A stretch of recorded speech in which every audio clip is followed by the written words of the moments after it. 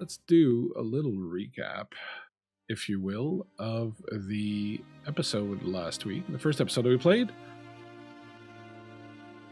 The Grey Warden, Chael Conwyn, travels to Hasmal to meet in secret with Tevinter Magister Gereon Alexius. Along with Conwyn are a number of people, including Joanna, a Dalish elf hunter, and Jesper, an apostate mage, the ward of Conwyn. As they approached Hasmal, the thinness of the veil drew Iona and Jesper in as they slept. Iona saw the moon and the oceans turn red with blood in her dream, hearing Jesper's desperate call for help, and a voice that told her she had broken her oath. Meanwhile, Jesper saw her future. In one, blood poured from her into the world. In the other, she was made tranquil. In Hasmal, Gereon informed Sister Theodora and the mage Vila that he suspected the Blood Mage Merite Amira, who is their prisoner, had another accomplice. His disciple, Dorian Pavis, was put in charge of finding them out. Sister Theodora was approached by the Third Shadow with orders from the Black Chantry to plant a letter containing damning accusations against Livia, Gereon's wife, and her culpability in the events that saw the creation of an abomination in her laboratory. As they two traveled to the Fade, Vila encountered Calpurnia, leader of the Venatori, who told her sister Theodora was being misled to be used as a distraction so Vila could set the Blood Mage Merite free. Meanwhile, Sister Theodora encountered demons in the Fade and was rescued in extremis by Dorian. Or was she?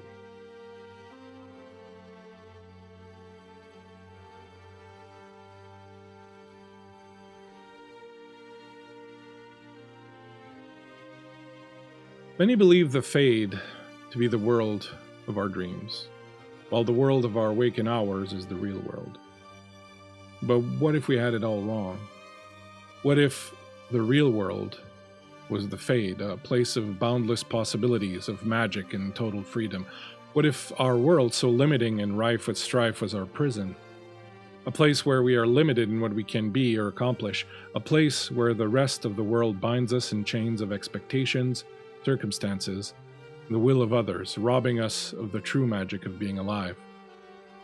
Is this world our cage?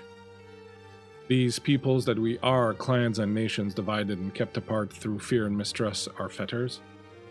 Our dreams freedom, and his wakefulness imprisonment? A case is to be made. So few of us actually dare dream.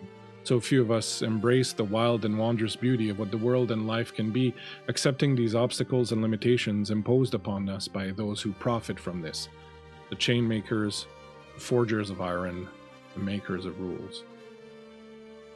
Safety they promise us. Comfort they coo. Or worse, sin they threaten. Danger they warn. And yet we know better. When the perfect line of poetry alights in our ear, does it not delight us? When music and light and the wonders of the natural world charm and soothe us, do we not sigh in contentment? When a lover touches our skin, when lips part in a warm kiss, do we not shiver in pleasure? And yet we allow ourselves to be bound, confined, made blind and unfeeling, allow ourselves to be told what we may do, long for, dream. So ask me again. Ask me again if I regret leaving the circle behind. Ask me again and watch me soar high into the heavens, a smile on my lips and the whole world open before me, leaving you mired in the mud. Neither dream nor reality are a burden to me. I claim province over both.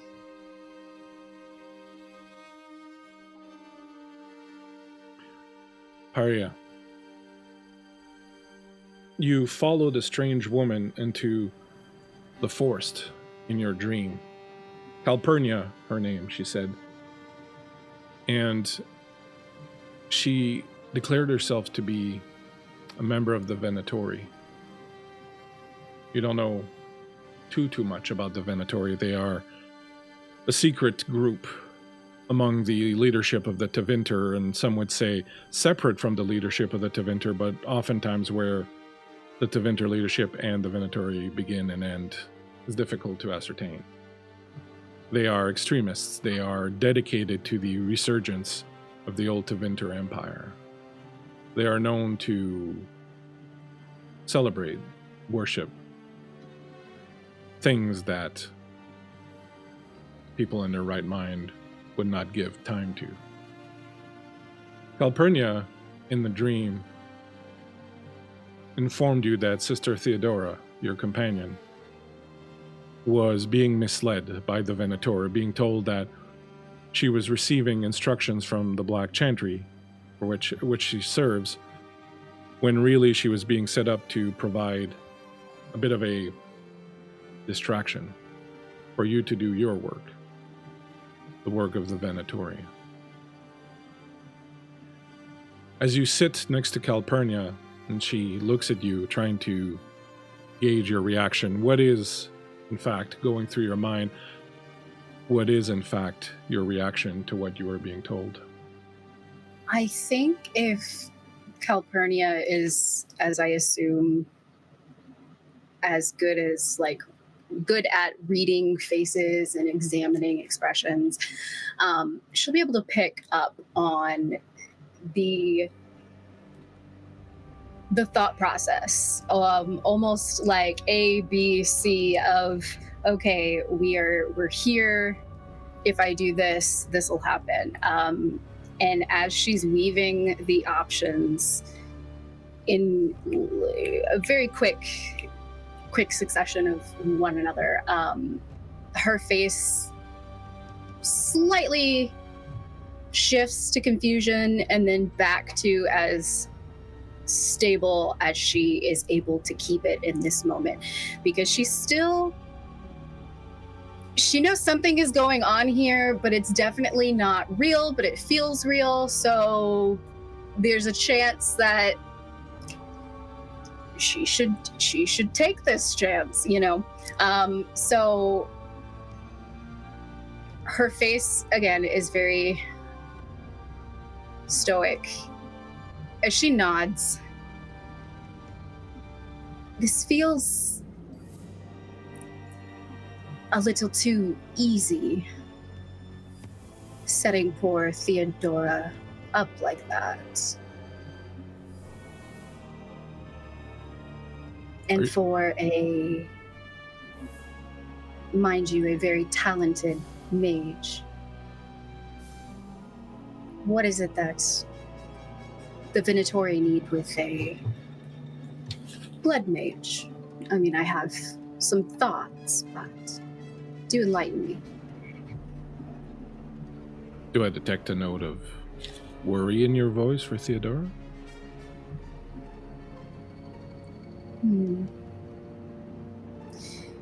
Just that I know how Tevinter treats people who disappoint them, and I can't say I'd wish that on my worst enemy, and I would not qualify Theodora as my worst enemy. Well then, we had better hope Theodora doesn't disappoint. Theodora is well-meaning, ambitious, but deprived of any redeeming qualities.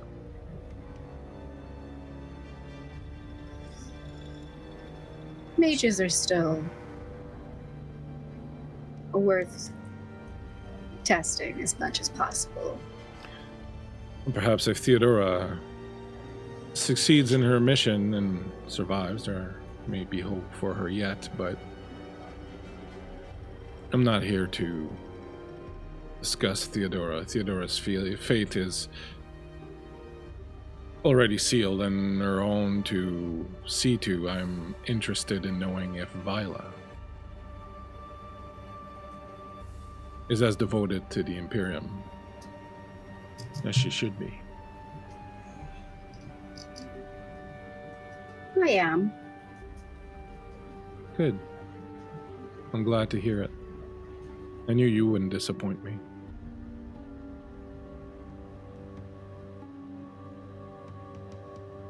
There is...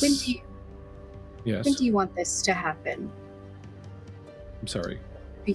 When do you want this to happen? Before we have our very important meeting tomorrow, or... I don't know if you'll have the opportunity to, but the earliest convenience would be best. There is a greater picture here, Lila. You're not being shown all of it, but I assure you that your place in that picture is a very good one, as long as you provide. Merite is a blood mage of not inconsequential power. She requires only one thing to work her magic: blood. If you provide her with blood, she will be able to free herself, and she will bring you to us. With us, you'll find a home and a purpose to return Tevinter to its rightful glory. That is all you need do.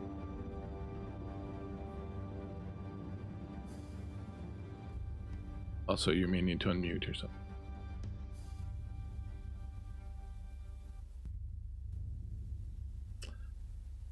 Unfortunately, the Fade has claimed Pyrea.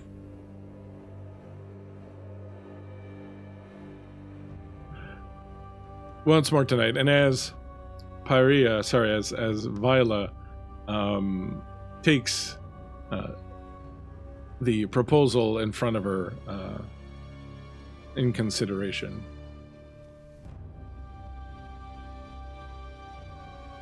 in another corner of the Fade, Theodora.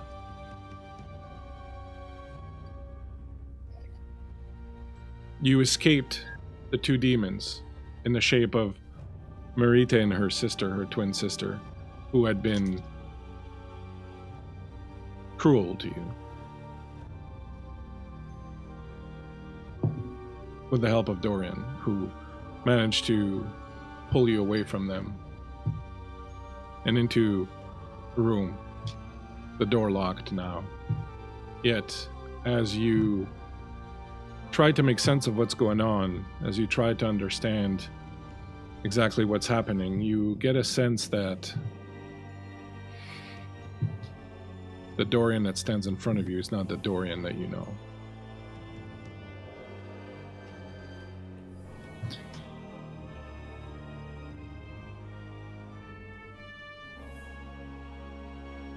What would you like to do? Is there any... What does the room look like, first of all? Or is it's like your bedroom, but devoid of anything. There's no bed, there's no chest of your goods, there's no chair or table, there's just the room with the door and a window behind you, and the curtains are blowing in, but you're not sure that there's actually an exterior to the window. Okay, this is the same room that we were, like, similar to the room in, like, Waking. Not, because before it was in a... This is the same room as last time I was in the Fade. It's similar to the room that you fell asleep in. Okay. What is Dorian Trademark doing? Dorian Trademark is he's looking at you. He is it's like, we need to get out of here. We need to leave. Give me your hand, I'll take us out of here.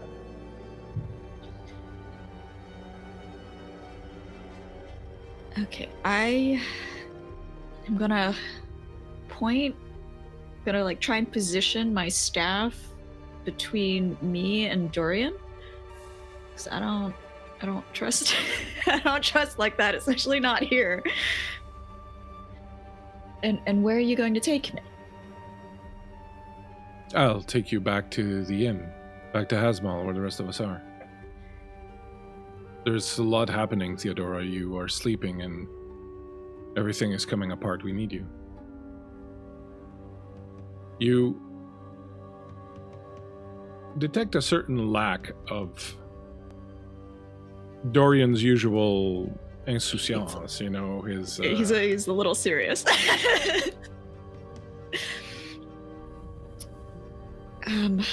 Okay, so she suspects that this is not Dorian, but she's not really sure what to do here. She is not for everybody here. And she's not. What's the matter, Theodora? Oh, you're right. I understand the two of them were rather cruel to you, but certainly they have not stumped the wise Theodora. Wise is a little strong. Oh, come on, everyone knows. Everyone knows you like to pretend to be perhaps not as sharp as you really are, but I see through that.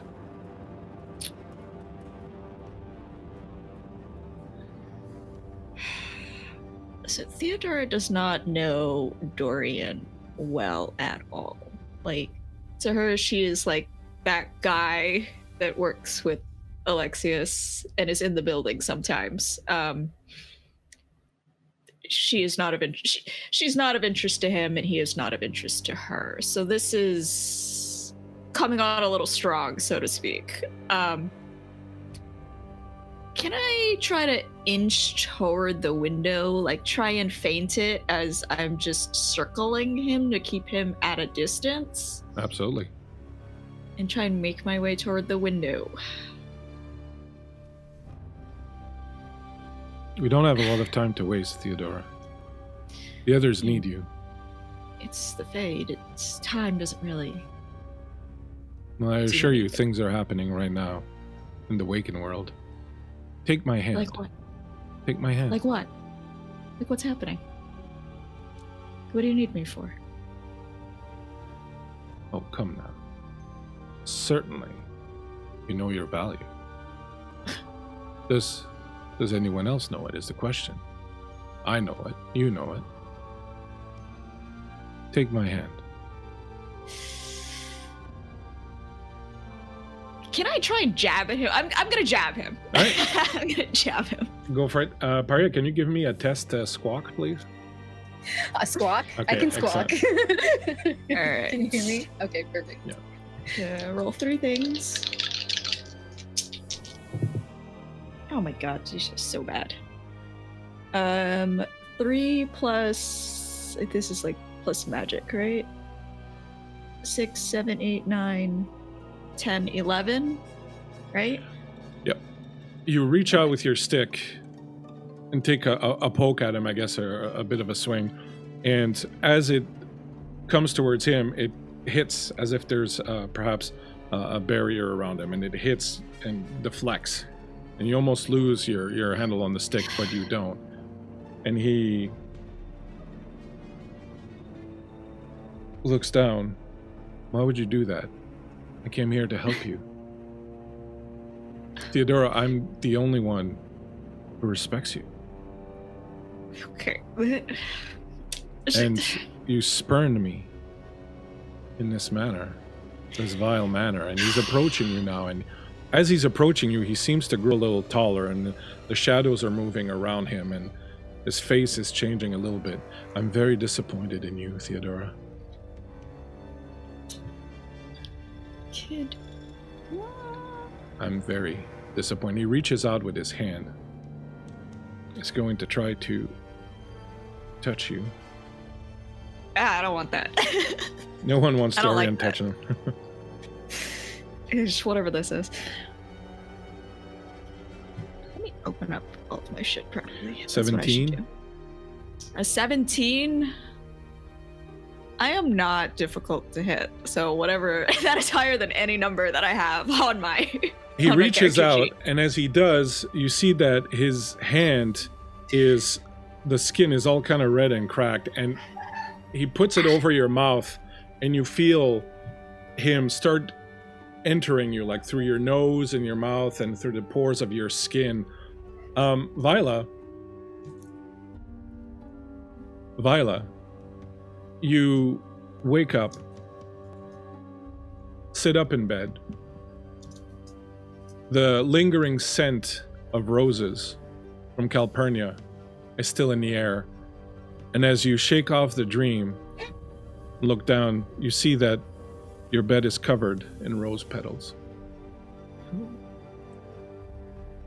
And as you look at these and pick them up and see that they are very real, you hear a scream coming from the room next door, which you know is Theodora's room.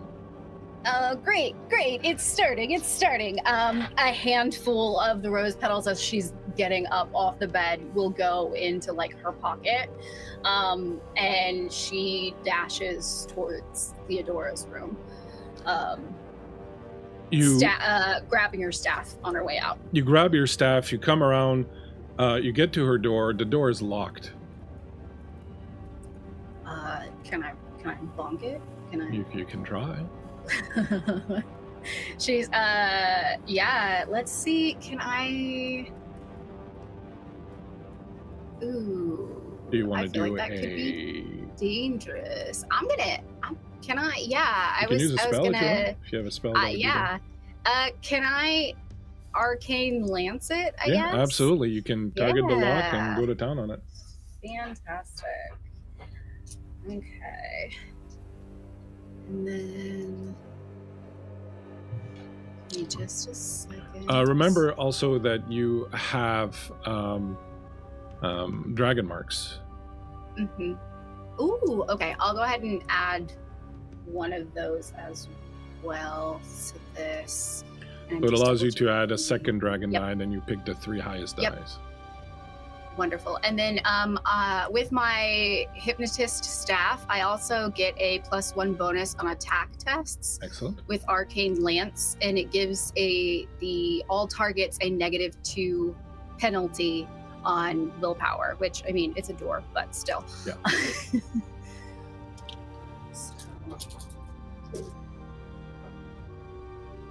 Okay, so that's not very high. +1. I get one more. I apologize. I dropped it. 2, 4, 8. That's still, it's only a 10.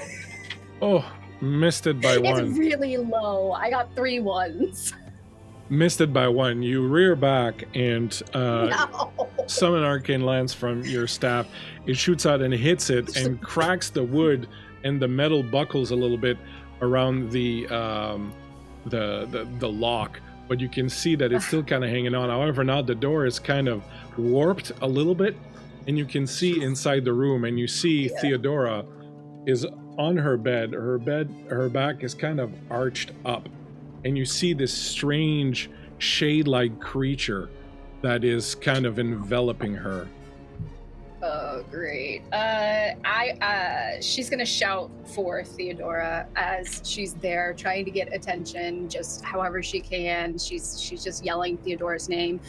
Theodora, you need to fight this whatever thing this is. Come on, prove yourself.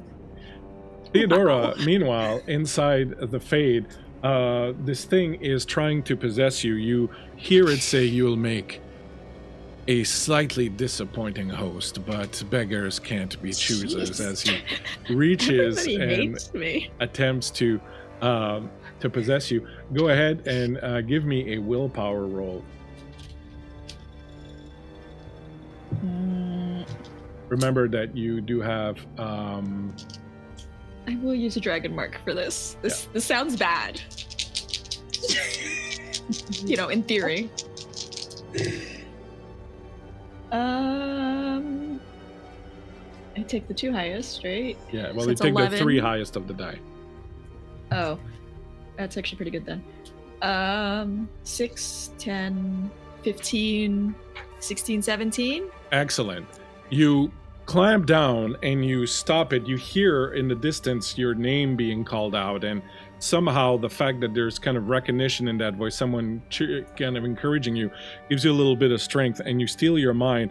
And this shade that is currently trying to possess you, this demon is trying to possess you, you can now clearly see its form as the image of Dorian starts to melt away, and beneath it is this strange looking creature that looks like a giant slug that is made of shadows, and as it's kind of curved into you, and its hands reach out and sort of try to pull you closer into itself. Outside, go ahead.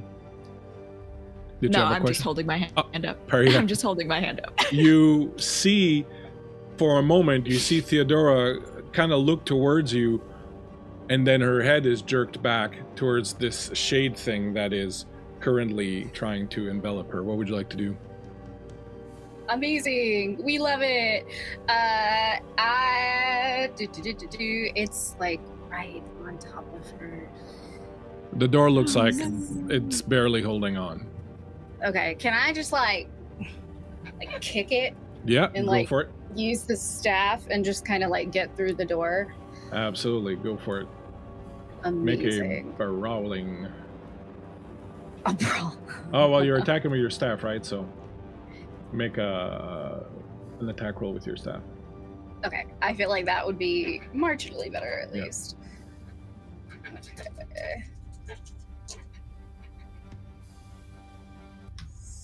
Six, 12, 14 in total. Excellent. The lock busts open, the door shatters as you burst through it and reach up towards where Theodora is. What do you want to do? Can I mind blast the creature? Am I able to differentiate the two of them enough to do that? You can do that. And at the same time, Theodora on the other side, you vaguely see this image, this sort of ghostly image of Viola that's coming towards you. And as she does, she is raising her staff, and you see the magical power that starts to crackle around it. What do you want to do? What does she want to do? She doesn't actually believe this is Viola, just so you know. Fair. Could I try to back away from both Viola and this creature? Absolutely. So go ahead and you can make me a brawling roll. And you can go ahead, Viola, and make your spell attack. Okay. I do actually have, all mages have a focus in brawling, so I do get a +2 from that, I think.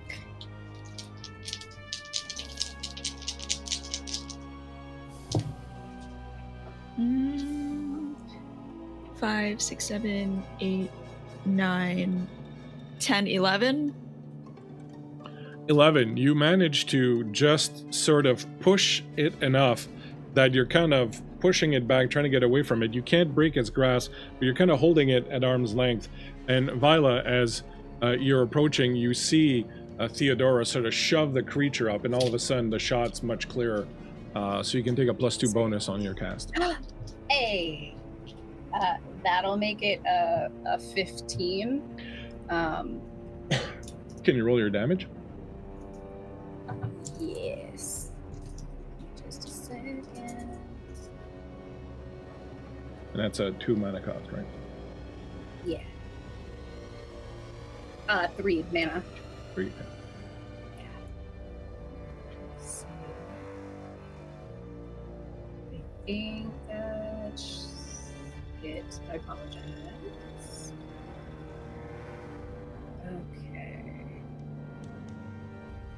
That looks like it's going to be a 12. Yes.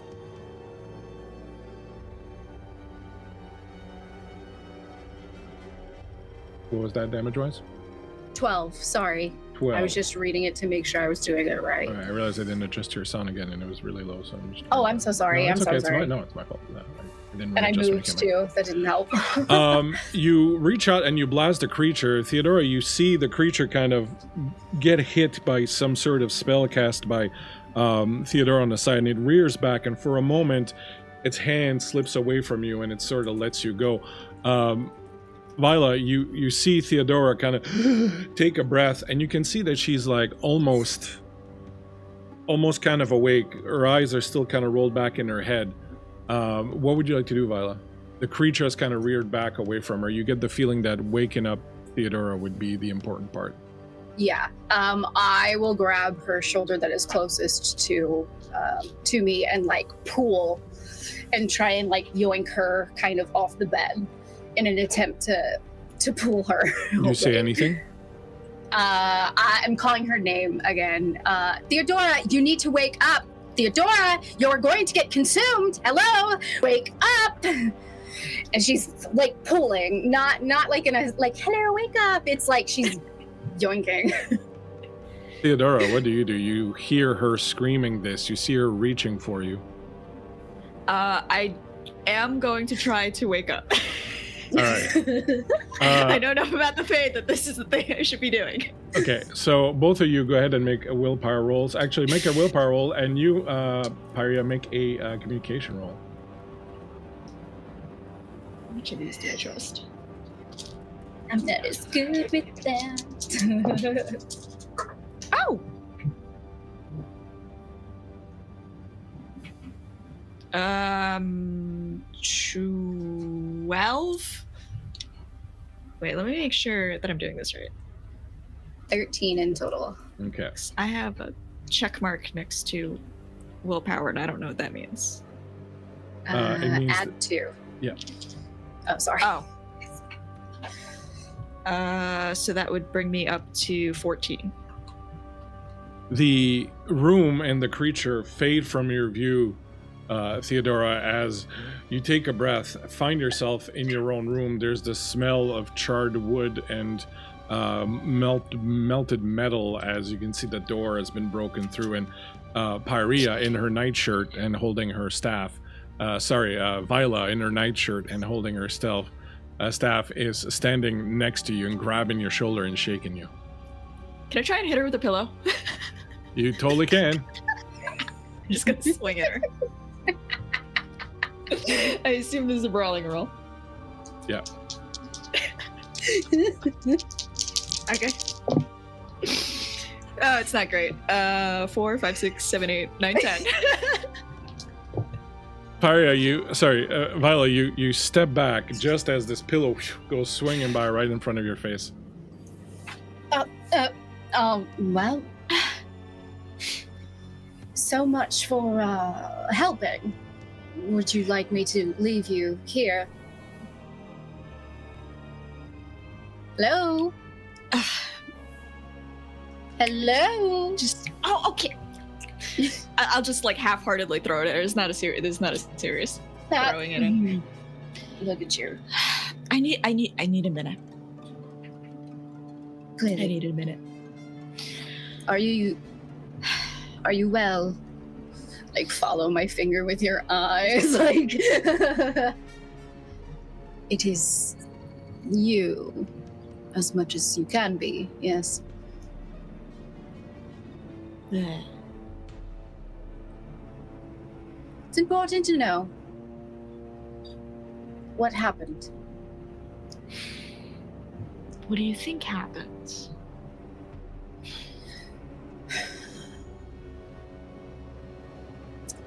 Run me through what happened.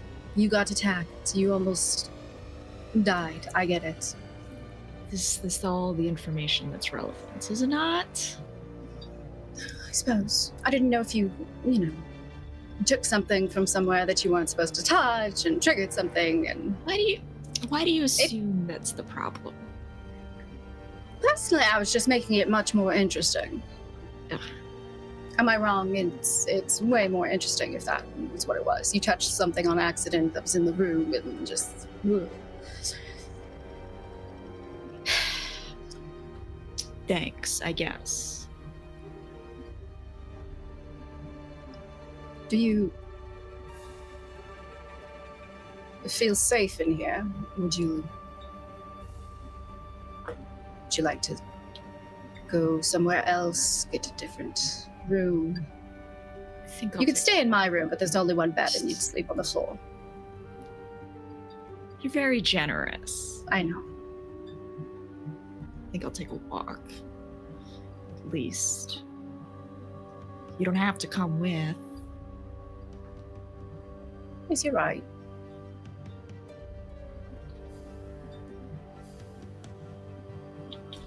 Are you sure you're well?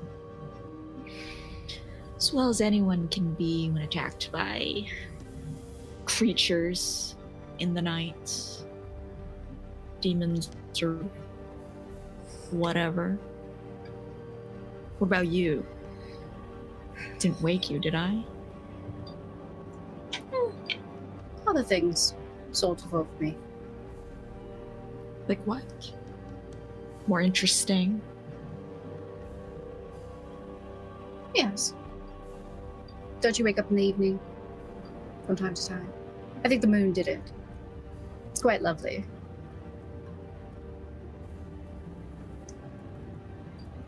It's just squinting at you suspiciously. Gonna take my walk now, if that's all right with you. Sure.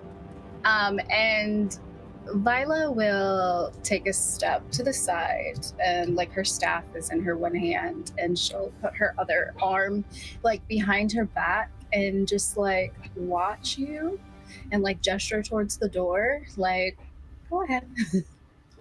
And as you do that, you notice leaning in the doorway. Is this a bedroom party and I wasn't invited to it? I will squint suspiciously at him. You do make quite a racket. Which one of you destroyed the door? You know that they're gonna charge you for it. Oh, I'll tell them you did it. Oh. I would never get down to something so crass. I'd find another way to get in, perhaps bargain my way in or plead my way in, but... Bargain with the door. Yeah, whoever owns the room. Are you both quite all right? I heard a lot of screaming and shouting and explosions and things of that nature. It's all right now, but I'm going for a walk. Suit yourself. Dorian, would you like to take a little bit of a stroll as well? Different direction, obviously, but... A different direction? Sure. Oh, don't tell me you two don't get along. I don't know what you're talking about.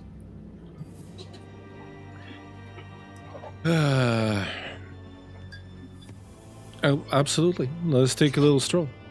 Well, not very long, though. I have people to meet, things to do, or is that the other way around? Here I was thinking you'd come back from town. I did. I was just sneaking in. I even have my shoes off. You look down and he's barefoot. I took my shoes off not to make too much noise so that Papa Gereon would not hear me coming in so late. He does like to raise quite a ruckus. Let's see. We covered that for you. Well, if no one's going to hear me coming with all the racket that you made, that's for sure. Could I, just because she's suspicious, could I assess what Dorian's current mood is? Sure. Using my spirit magic, let me bring it up and read it out loud, what it says. You can sense the mood of intelligent being within 6 yards of you as a minor action. The GM must describe the mood in one word. Okay. That is the entire thing. Do you have to make a roll, or it's just happening? It just happens. Apparently. I would describe his mood as curious. Okay. I would say that Viola is going to wait for Theodora to kind of exit the room and wait about 20 seconds and then like gesture for Dorian to go out the door and make 2 or 3 steps in the opposite direction, turn around and follow behind Theodora. Are you drunk? No. This way is clearly more interesting. I mean, look at the paintings on the wall. What are we doing? I'm going to the courtyard. Are we following the sister? Oh, what sister? We're taking a stroll, Dorian. Did you really just drink too much? Viola, you're very bad at this. I don't know what you're talking about. This whole cloak and dagger business. Mhm. You're very bad at it. Yes. Are you It's just back- curious? Where do you think she's going to be going? It is a compound. There is nowhere for her to go. She's either going to go to the library or she's going to go to the gardens. What's going on? Something came to visit. And the whole door thing. Haven't gotten the full story. All I Something- know is I was woken by screaming, and I'm surprised I was the only one. Well, I suppose the veil is rather thin here. I suppose perhaps she encountered something in her dream that was none too pleasant. Maybe she encountered something as sinister as the Venatori. You see him kind of recoil from that, Viola, what on earth are you talking about? I don't know. You hear Did you ask her stories what happened to growing her? There's a novel Yes. concept. Ask her what happened to you, Theodora. did. And she I dissembled. did. She said she was going on a walk. Well, I have an idea. Theodora! Oh, Theodora! And he goes off after her. Theodora, dear. No. Oh, come on. I would have been Go into the I would have garden. been walking toward the gardens, and if I hear him calling, I will stop to wait for him to catch up. He's coming over. He's carrying his shoes in one hand and he's barefoot, and Viola's coming behind him looking very aggrieved. Theodora, Sister Theodora, it's very late. I am not as drunk as I should be at this hour of the night, and I am certainly not as well fucked as I should be at this hour of the night. And so please, do me the courtesy of explaining to Viola here what happened to you so that we may all go to bed, preferably separately, although the two of you can do whatever you want. She's looking at him like, I can't really help you with the first 3 items in that list. I was attacked by spirits In your dreams. in the night, in my dreams. One looked like you, but that doesn't matter. That was Oh, of course one looked like me. If you had the power to possess any mortal in this world, wouldn't you choose me? presumably. But it's not. I don't want to talk about it. It's not very flattering. The veil You is know. thin here. Something from the Fade. I don't want to alarm the two of you, but this is a Tevinter compound. A lot of bad things have happened here. I suggest we all go to sleep. Perhaps try to avoid dreaming if you can. My suggestion is a whole bottle of wine before you hit the pillow. Avoid dreaming. Avoid destroying doors. Avoid skulking around after one another. We're all on the same side here. I'm not skulking anywhere. Not anymore, but that's because I started yelling. I'm not skulking. We're going for a walk as well. It's fine. It's typical spirit shenanigans. And Shenanigans. must you read into every word that I say?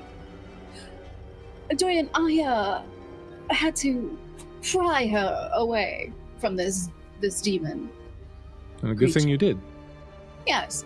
So shenanigans is not the way I would explain it. Well, my idea of shenanigans is Catchy Cantrips raiding us. Thank you so much, Catchy Cantrips, for the raid. And we had a raid earlier also that I missed because we were in the middle of a bunch of RP. Someone will post and chat who raided us earlier that I missed, and I will thank you very roundly. Raven Sarah, who raided us earlier. Thank you, Catchy Cantrips, for coming in. We Hey. are very glad that you came to see us. Dorian sighs and says,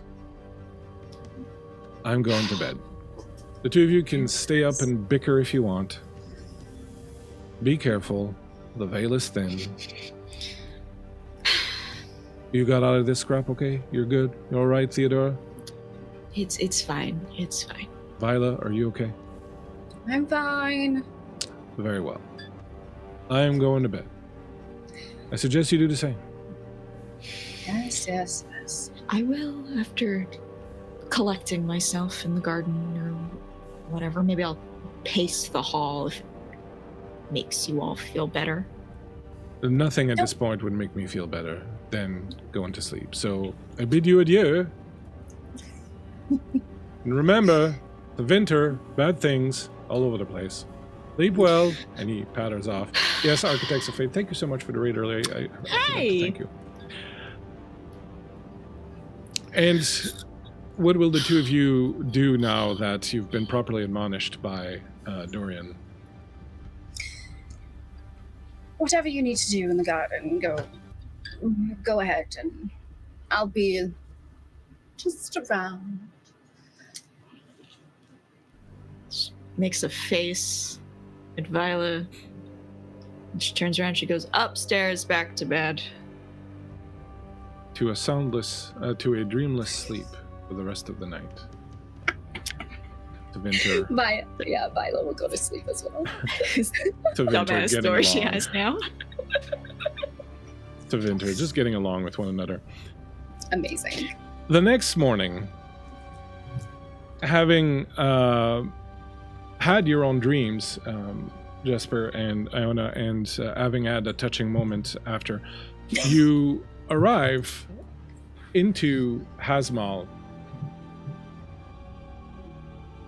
The city itself is a bustling city that sits on the edge of the Meninter River. It has the, as I was saying earlier, last game, the distinction of being one of the major cities of the Free Marches that is north of the river, and so sits very uncomfortably close to Tevinter and Navarra. And both of these countries have at various times done their best to subjugate Hasmal. However, Hasmal remains.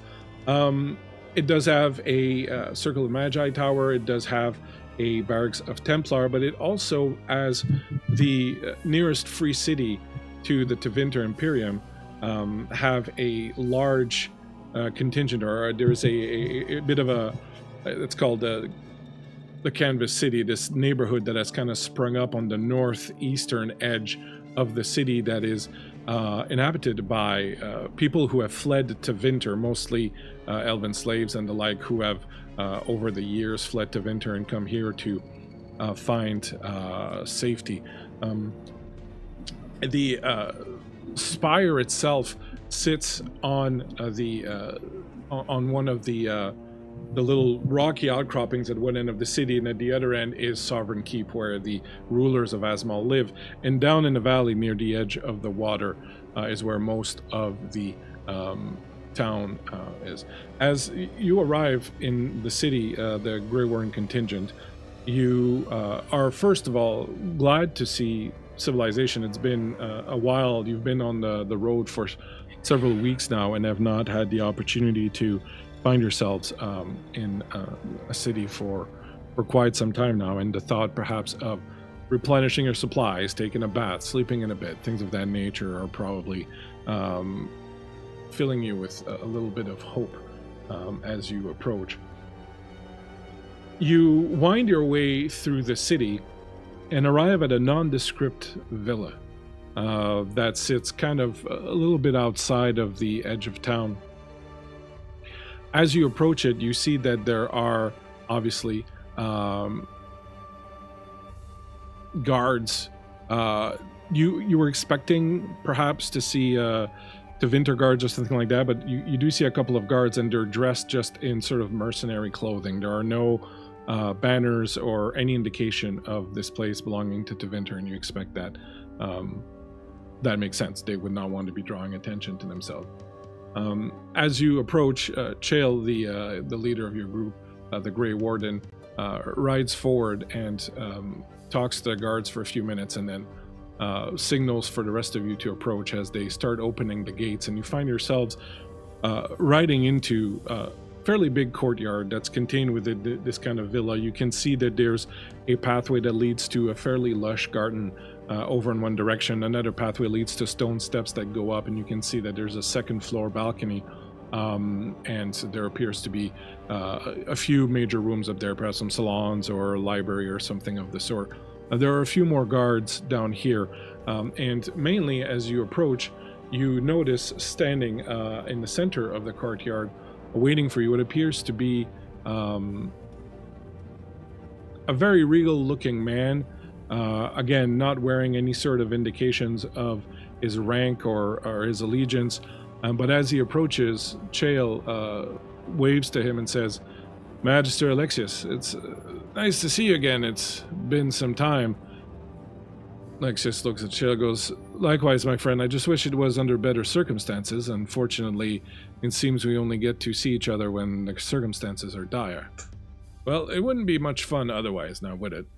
And Chael gets off his horse and goes over, and the two men embrace. They seem to have a very kind of comfortable,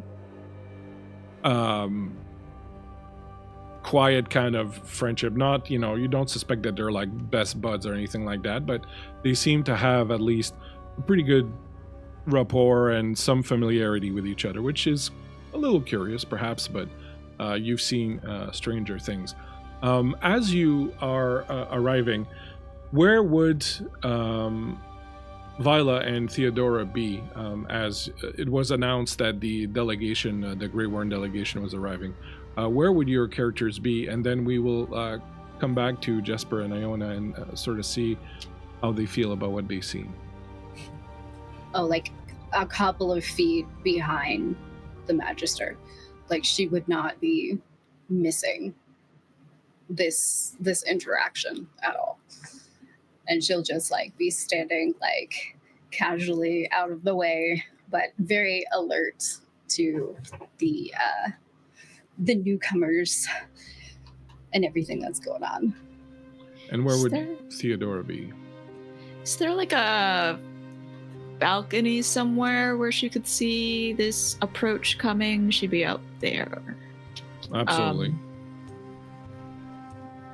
You'd be up on the balcony. You'll find Dorian standing with you, looking down on the situation.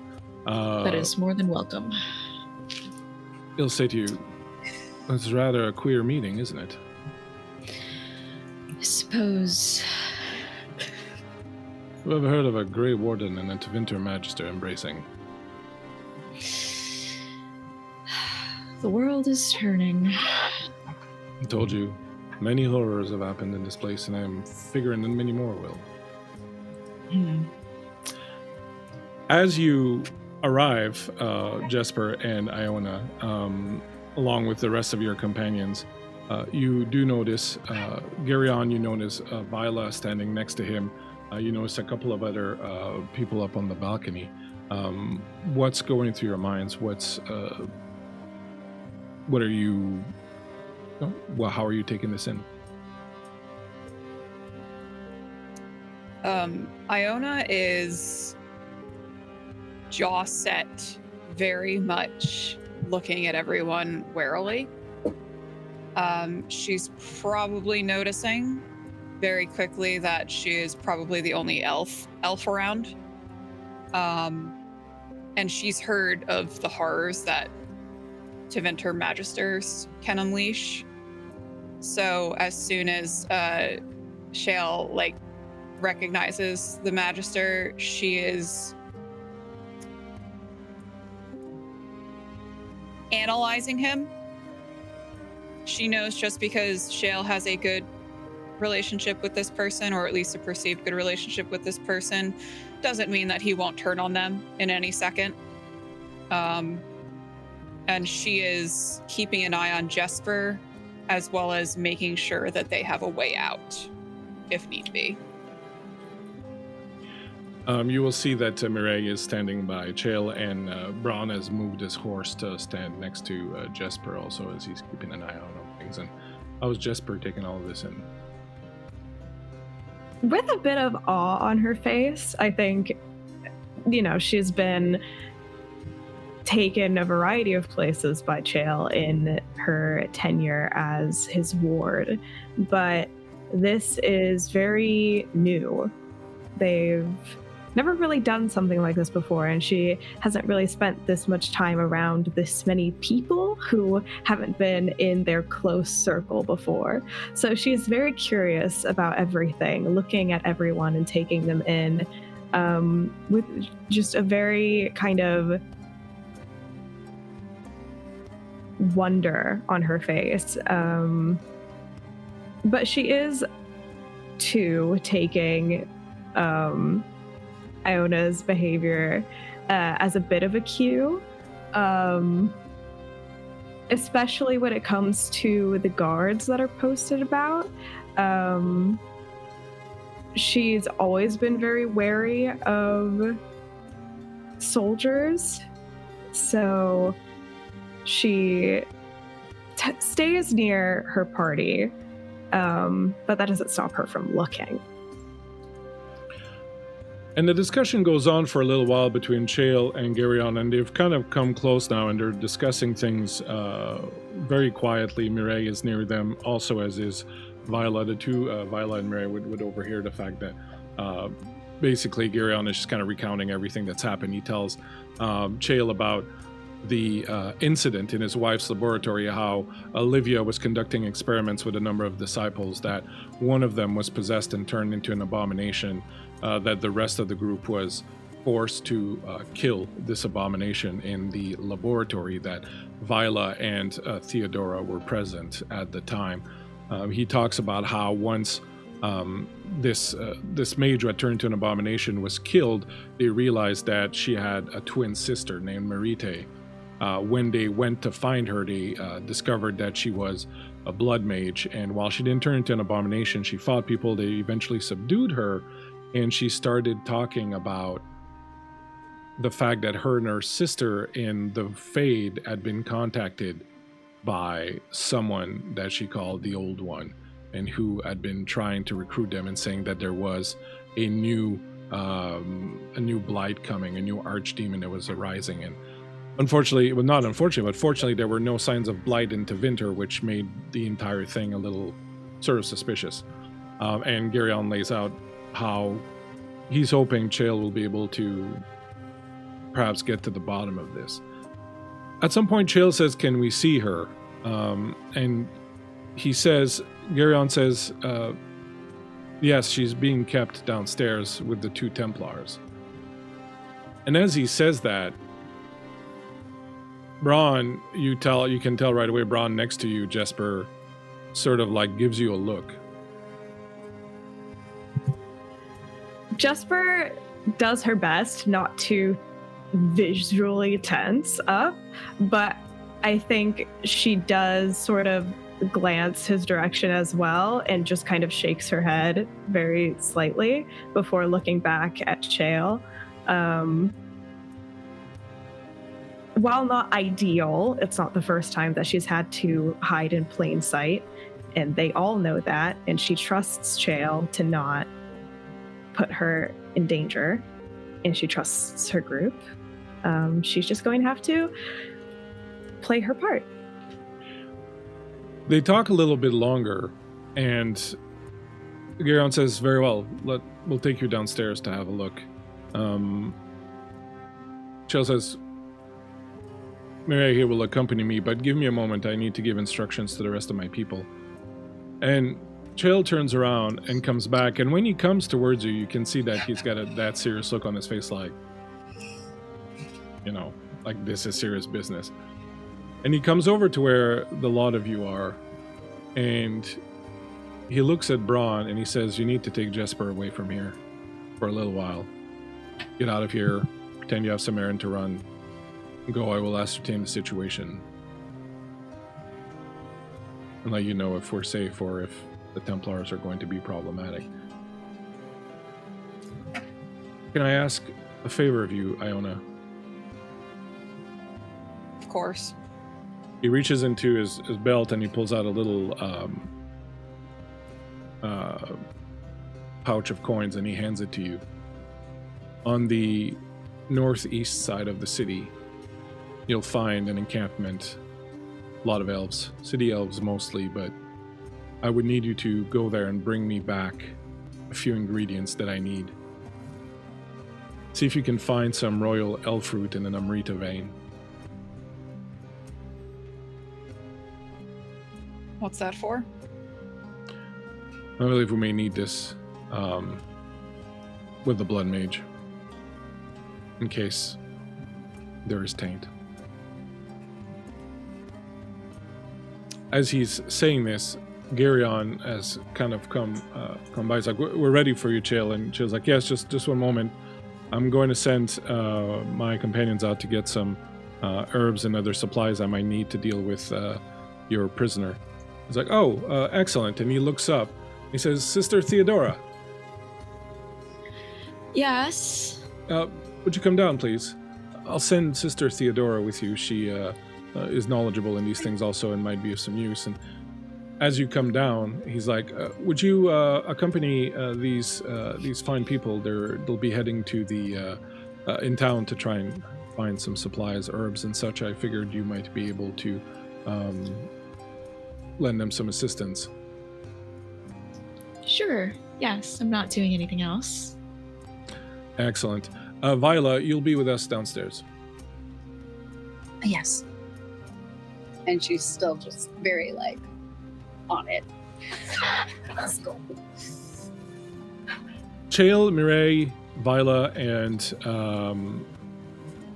Gereon and Dorian head downstairs to where the mage is being kept. Braun reaches over and taps you on the shoulder, Jasper, and motions, "Come with me, I want to show you something." And Iona and Theodora, you are left standing there, staring at each other.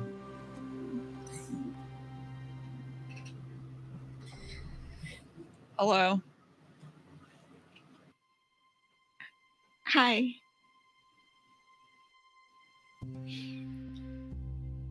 Okay. I'm not very good at talking, so if you don't want to do it, that's also good. I've learned that I need. Yeah. Yeah. Come on. Yeah. Walk quick. Okay.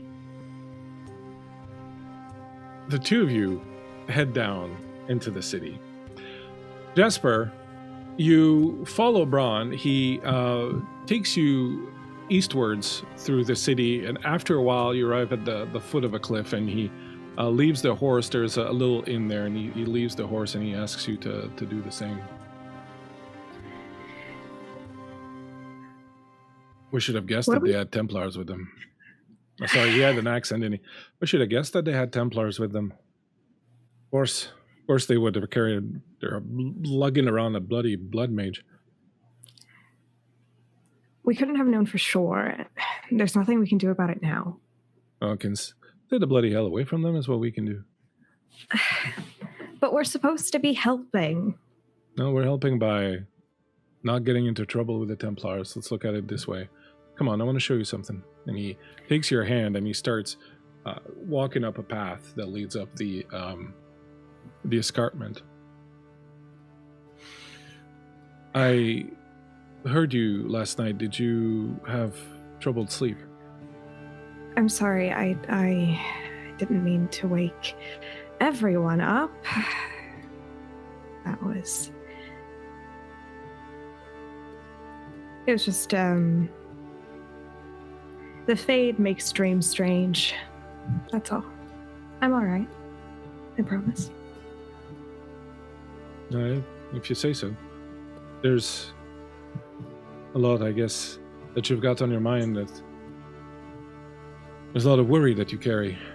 I see it sometimes. You try to hide it from me, but I know your face well by now, and I can tell that there's a lot that weighs on you. Are you still upset that Chael won't let you become a Grey Warden? Upset is a word to use, I suppose. My whole life, it feels like I've been looking up to him, and is it so wrong of me to want to be what he is, to be a hero like he is, and like you are, in a way that I can't be? Believe Don't me, laugh. there's nothing heroic about anything that we've done so far. We've mostly traveled the countryside, looking to get into some trouble and, well, not managing very well. Until We've helped people. we have. But sometimes it kind of feels like a drop in the bucket, doesn't it?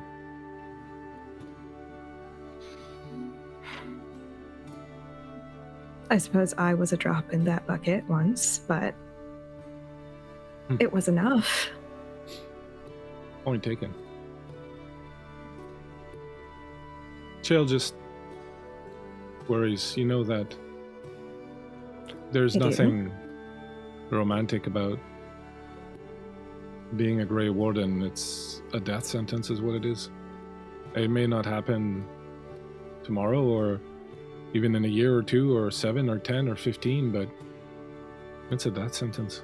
That's all it is, and I think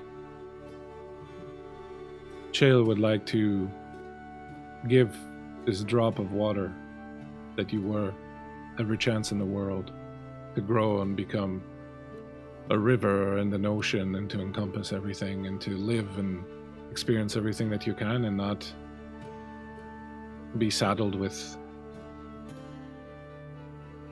an assured fate. Do you feel saddled? I never doubted my vow to become a Grey Warden, not for 1 minute,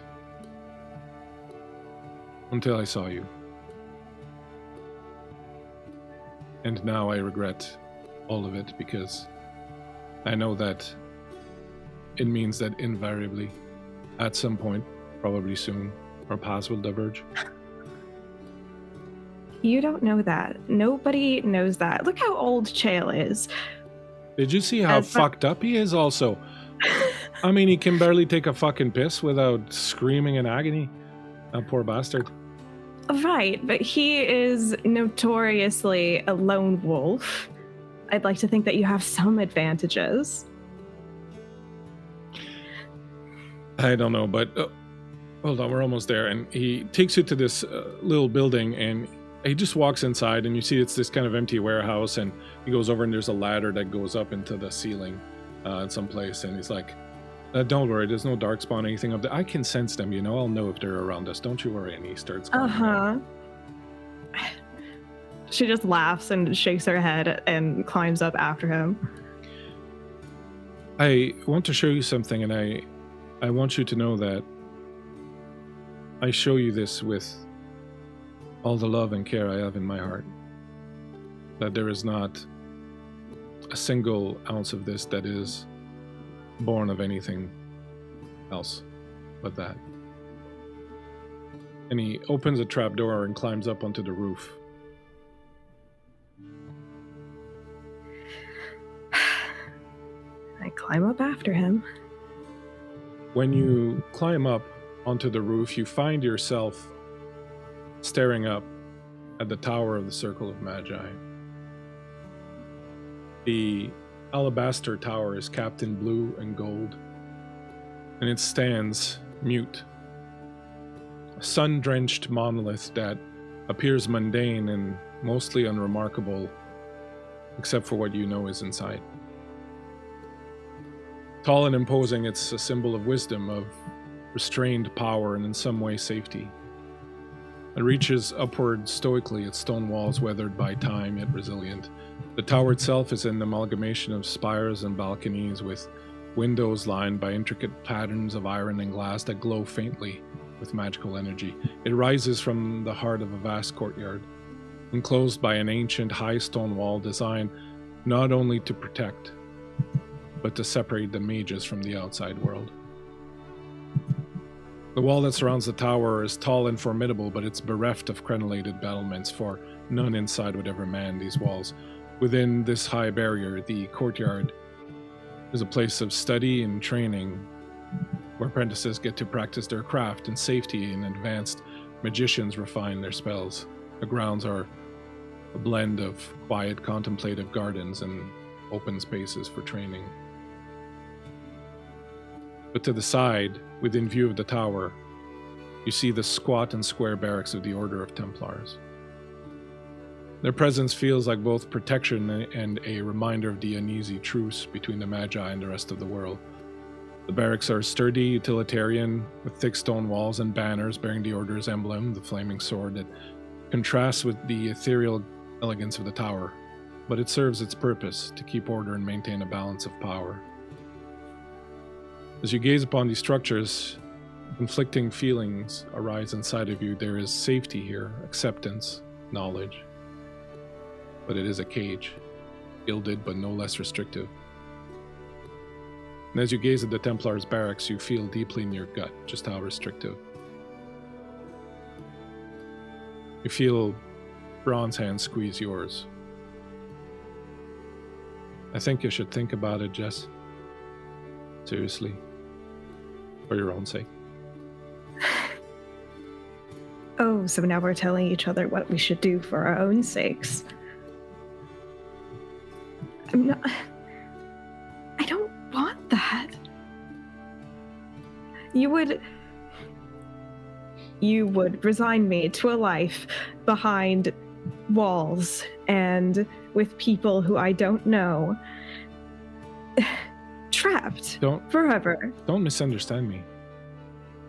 I'm not telling you to do this in any way, shape, or form. I am simply pointing out that it is an option.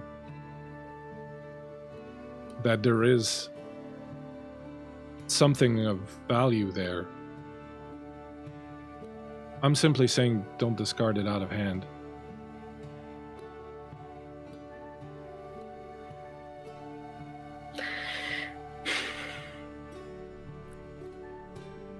You're not going to die tomorrow, you know that? You're not... I bloody hope not. You're not abandoning me. You're not showing me this option. You're not sparing me anything. I would be without you in either case. I would rather have you as long as I can. Jesper, I have no doubt that in time, once you grow into your abilities and learn to control them better, that you will outshine me and Chael and everybody else on the field of battle. And that it'll be you protecting the lot of us. I know this deep down in the most sincerest part of my heart. It's not a question of trying to protect you from anything. It's just they offer more than just protection. They offer knowledge and training and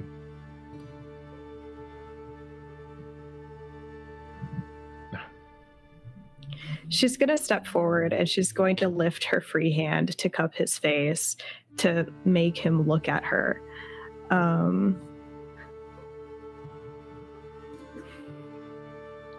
I have everything that I want. Okay. I'm learning just fine on my own. Whatever they have to offer me, and I'm sure you're right that they have plenty to offer me, it's not worth it. Not to me. Not now.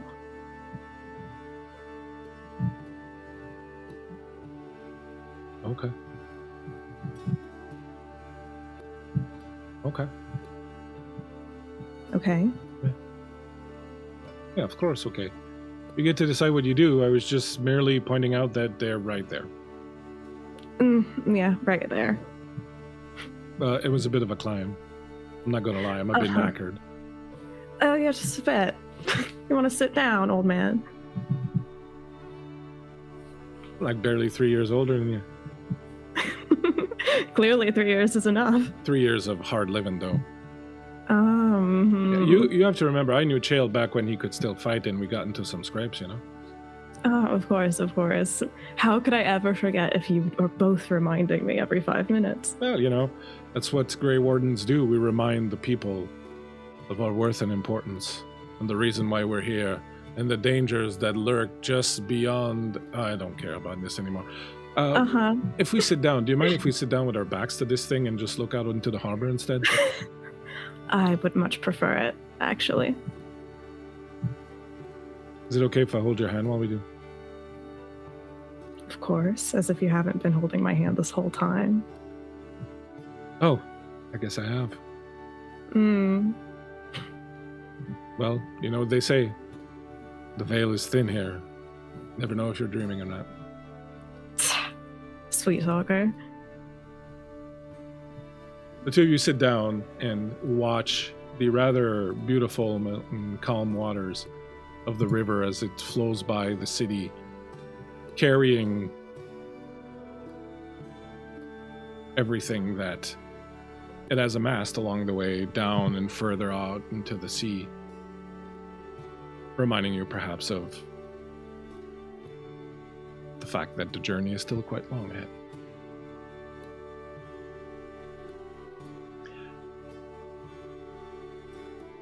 In the northeast corner of the city,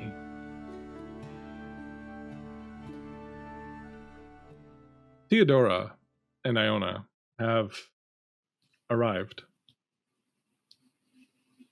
in what's called Canvas City. It is a collection of tents, huts, lean-tos, some that look like they've been here for several years, some that look like they've been here a few days.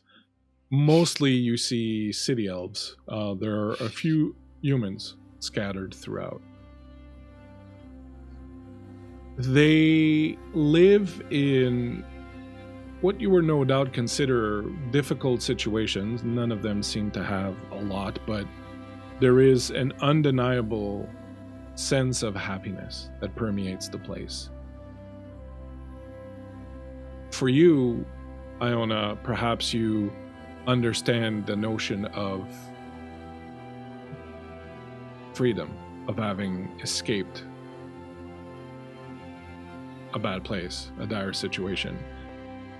Theodora, how are you feeling about this as you see them and you understand that these are people who fled the Imperium? These are people who fled the place that you call home in great danger. What's going through your mind as you see the children running around and playing, the adults gathered around fires, sharing meals, drinking, laughing, telling stories, music emanating from various corners of the quarter? I think Theodora is, perhaps surprisingly to any of her compatriots, she is glad that they seem happy. Her family had left Navarra and is not nearly as happy as it seems here, so at least sometimes fleeing gets you somewhere, I suppose. She's a little glad. She's trying not to seem it because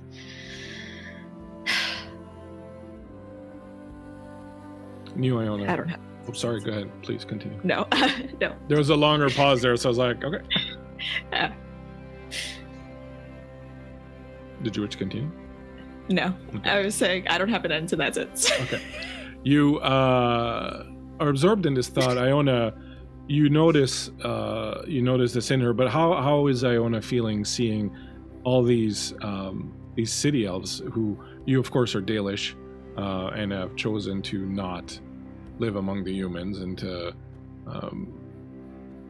follow your own path. However, you also do not live in the Dales anymore. So what's going through your mind as you travel through this quarter of town? Iona, as they were making their way, I think Theodora might notice this as they were walking. As they were making their way through the more human parts of the town,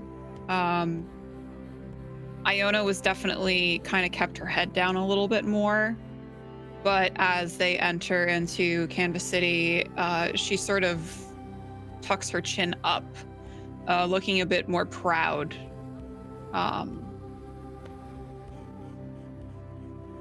And maybe a bit, maybe almost like thinks she's better than the city elves around her for being Dalish. She is happy that these elves have found their freedom, but she thinks that that's not the end of their journey yet. She thinks that the end of a journey is to reclaim what we once had.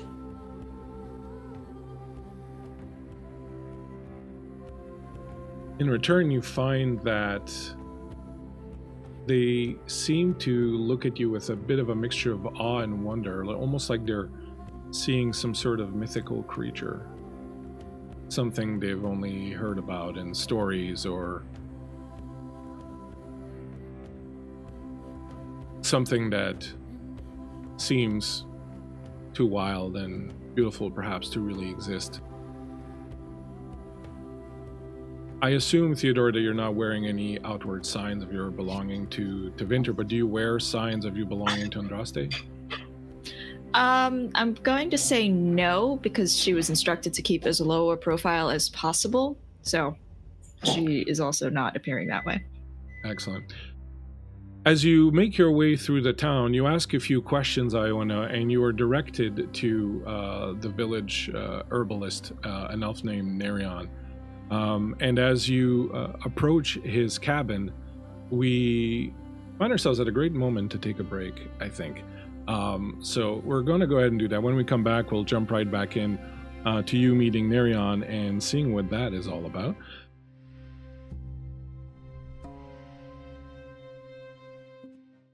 Funny club, I'm gonna keep on dancing. Oh, hey, we're back. No, continue. Yeah. Thanks for hanging out with us here at the Pink Pony Club. You missed it, kiddo. I just sang like the whole chorus. Because I just sang the part I usually sang, and Myriad was like, that's the only part that was going to be in my head on, so I sang the rest of it. Just to prove that I could, because, you know. Very impressed. Yep. Yeah. Thank you for hanging out with us as we return here with our little game of Dragon Age. When we left off, the most iconic dynamic duo ever of Iona and Theodora had traveled together to Canvas City in Hasmal, the area where all the refugees from Tevinter live, basically. And you've managed to find an elfin herbalist named Gereon. When you approach his shop, you find him out front. It's just a kind of a little wooden cabin that he's kind of built up over time, and he's sitting out front on a bench. There's a human who seems to have some sort of infection or something on his arm, and he's tending to it. And he looks up as you approach. He's like, "Be with you in just a minute." And he finishes with the human, and he said, "Put a little bit of this every night for the next several nights on it. And if it doesn't get better, come back and see me. But I think this should help clear it up." Thank you, Gereon. And he pulls his shirt down. And he looks at the two of you, and he's kind of a little surprised when he sees Iona, and he sort of walks away. And Gereon is washing his hands, and he looks up at you and goes, "Visit from the Dales. It's not a daily occurrence over here. How can I help you? My name's Gereon." Anathara, Iona of Clan Ghislaine. You'll excuse me if I don't converse in the language of our people. I'm not very well versed in it. This is my, and she'll look over at Theodora. We're just acquaintances. Freshly made. Does the acquaintance have a name? I am Theodora. Pleasure to meet you. So, what brings such an august visitor as yourself to my humble doorstep? We were looking for some herbs, a royal elf root and amarita vein. Interesting. Come inside. I'm sure I have what you need. And he turns on and he heads off inside his little shack. Iona's gonna look around. Is there like a Venedal around? The trees that are normally in the alien edges, or no? No, there is none here. She'll follow after them. Theodora, what do you do? I would have immediately followed him in. You walk inside. It's very humble. He's got like a little area that's kind of like his living quarters with a fireplace for cooking, and he's got a table with a couple of stools, and in one corner there's a bed, a little bookshelf with a few books here and there. And the thing that attracts your attention the most is there's a wall that is completely covered with various herbs and plants that are just kind of hanging out there, and some of them are drying and some of them are alive and kind of dipping into water vase that he's got at the base of the wall. And he walks in and he starts going through some of the jars that he's got on the shelf. And he looks over his shoulder at you, Iona, and he goes, "Come to Hasmal just for these, did you?" We were stopping through. Needed to resupply. Traveling with a bit of a group of people. Recent acquaintances also? I've known them for a little over a year now, I suppose. Some quarters that would be considered recent acquaintances. Here's the fruit. Now, you wanted Lemrite. It's going to cost you. Those are very difficult to get around here. She'll kind of hold up the coin purse that Jael had given her. I don't think money is quite the problem here. Good. And he continues rooting around. As you take in the residence, the store, Iona, you notice the wall behind the plants. There's something painted on it beneath the strands of plants that kind of come down along the wall. You see what appears to be the head of a howling wolf with a moon, crescent moon atop it.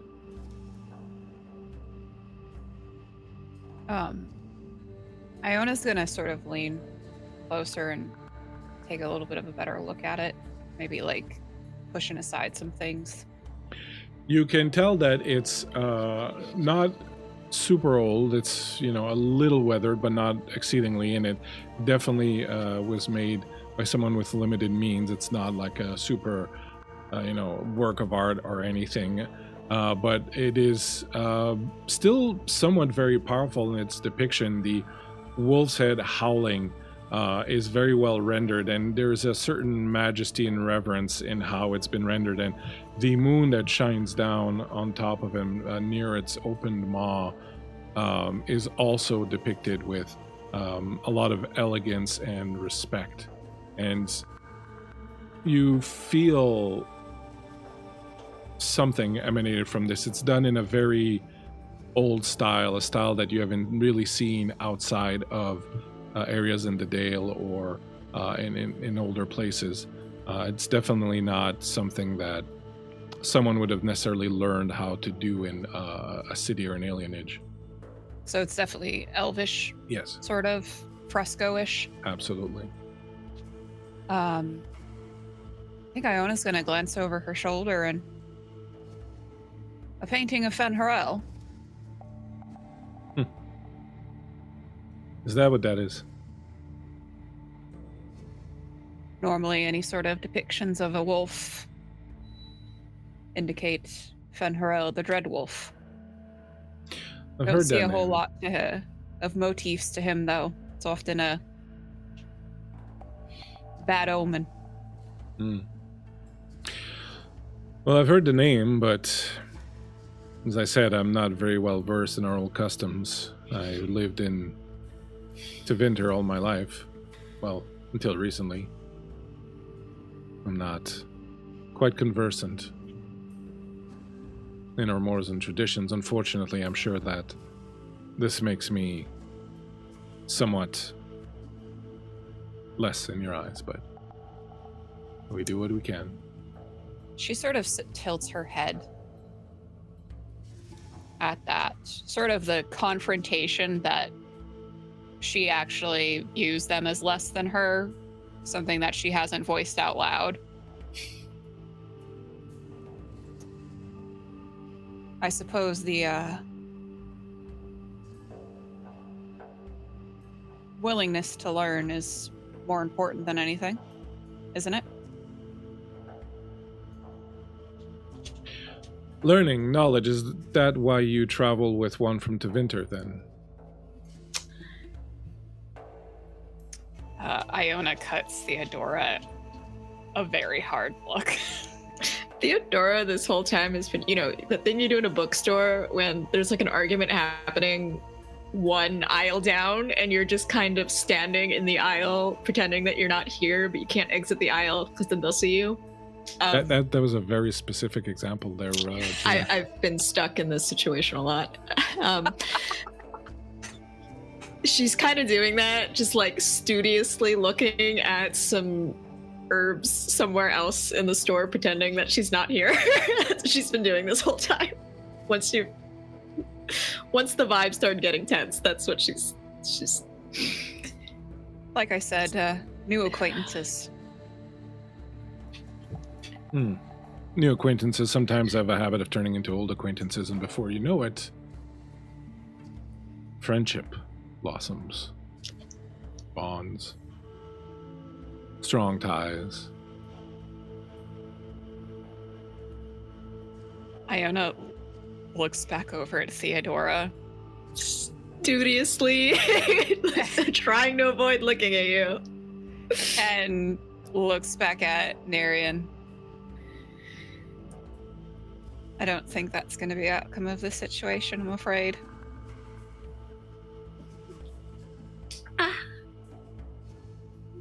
If I sniffed her out, others will also. There may be trouble when you leave. Where will you stand then? On which side? Tell me, Baelish. Where will you stand?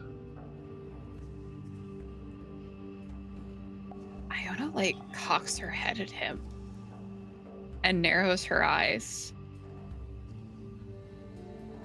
I'll stand where I always have, with the people.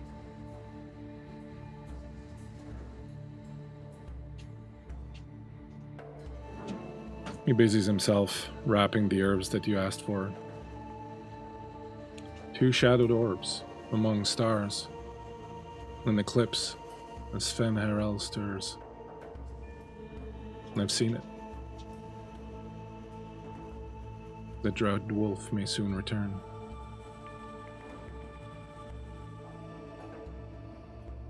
But what do I know of such things?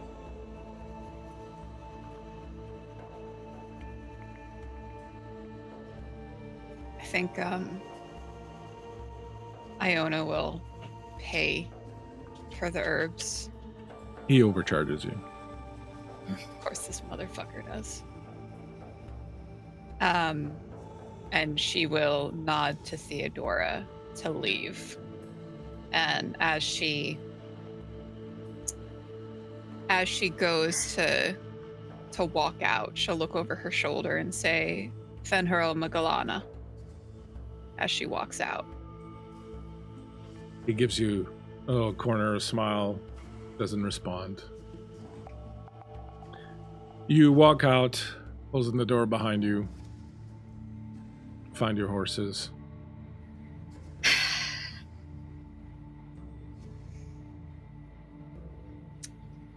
Can you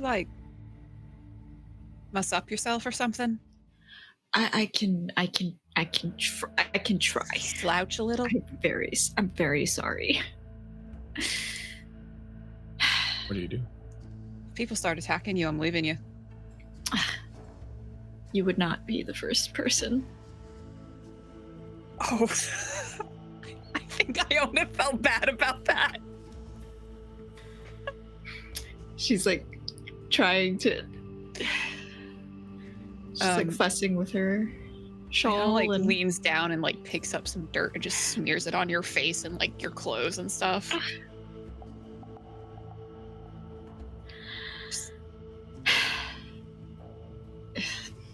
It just looks so, I don't know, evil. I don't.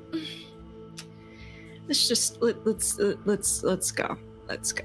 As you Don't turn want to cause go, trouble. you reel back as a rock thrown from somewhere in the crowd cracks you right upside the head. Iona, you see Everybody's blood so mean to me. explode from her forehead as she reels back, the rock spinning, and you can see people staring at the lot of you.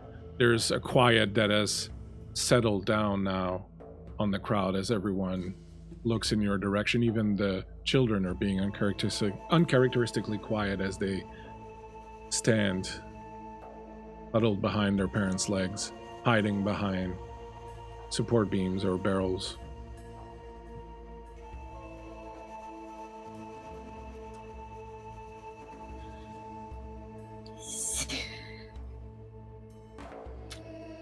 Get up. They do get up. We're just leaving. Now, people. Andraste watches over all her faithfuls, even those who may worship her in a different manner.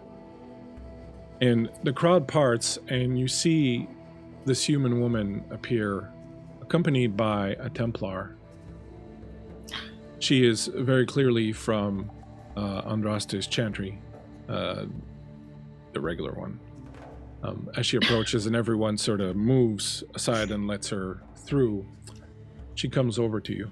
There, sister. What have they done to you? And she starts taking a look at your wound. Are you all right? Fine. Don't need help from the Arlesian chantry. I think Iona snorts at that. We're all children of Andraste, are we not? We all bathe in our light. We all carry the chant in our heart. You would be surprised. Most of your people here carry the chant with them. I was just nearby when this happened, teaching a few of them. The light of Andraste exists even in the darkest places. My people.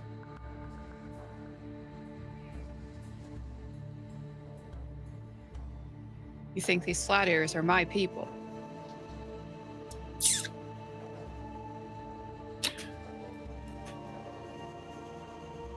They are perhaps not so different.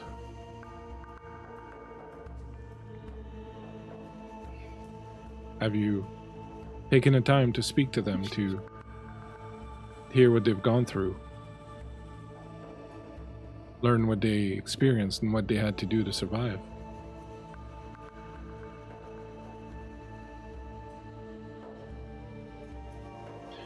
This incident aside, these are good people. Now, come with me. I'll take care of this cut and we'll just get out of here while tempers settle down a little bit. And with the Templar at your side, you don't get any more issues as she guides you towards this, what appears to be like a little tent that's kind of been set up as a bit of a school area. There are a number of elven children with one or two humans mixed in, and as she approaches, they're all got their eyes wide open as they see the two of you come in. She goes, "Run along now. We'll continue the lesson a little later. Go and stretch your legs." And they get up and run out and sit here. I'll tend to that. And she gets a little kit and Theodora looks like as petulantly as possible. Like she does kind of look like a little kid here. Not happy about this. I think that Iona is also sort of mirroring that same vibe of desperately not wanting to be here. But what can you do against a Templar? A proper Templar. Put an arrow in his throat. Have a lot of courage coming to this part of town, she says to you, Theodora. Most of the people here have recently escaped their bondage from the Imperium.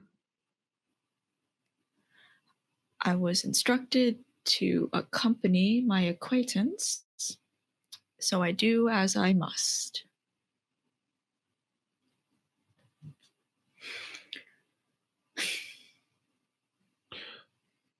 It's not for me to ask what you're doing here, and honestly, it's none of my business, but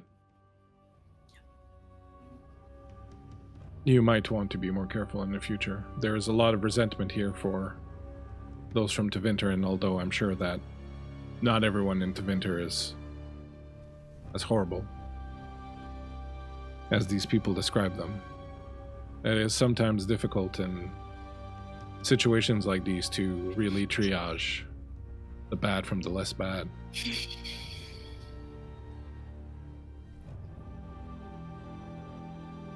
Thank you for your advice, Sister Rhea. Reverend Mother Rhea.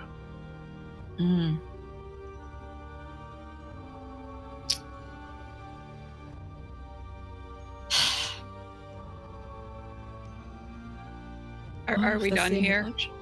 Is that the end of the lecture? Can we leave? Of course. No one's holding you. She finishes putting a little bandage on your...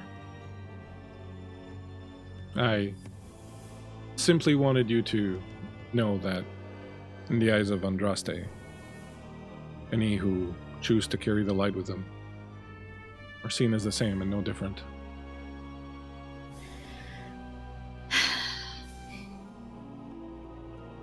I would love to agree with that. Genuinely. And as you say that, you hear alarm bells start ringing. People start screaming. Something in town. However, a little earlier, Viola.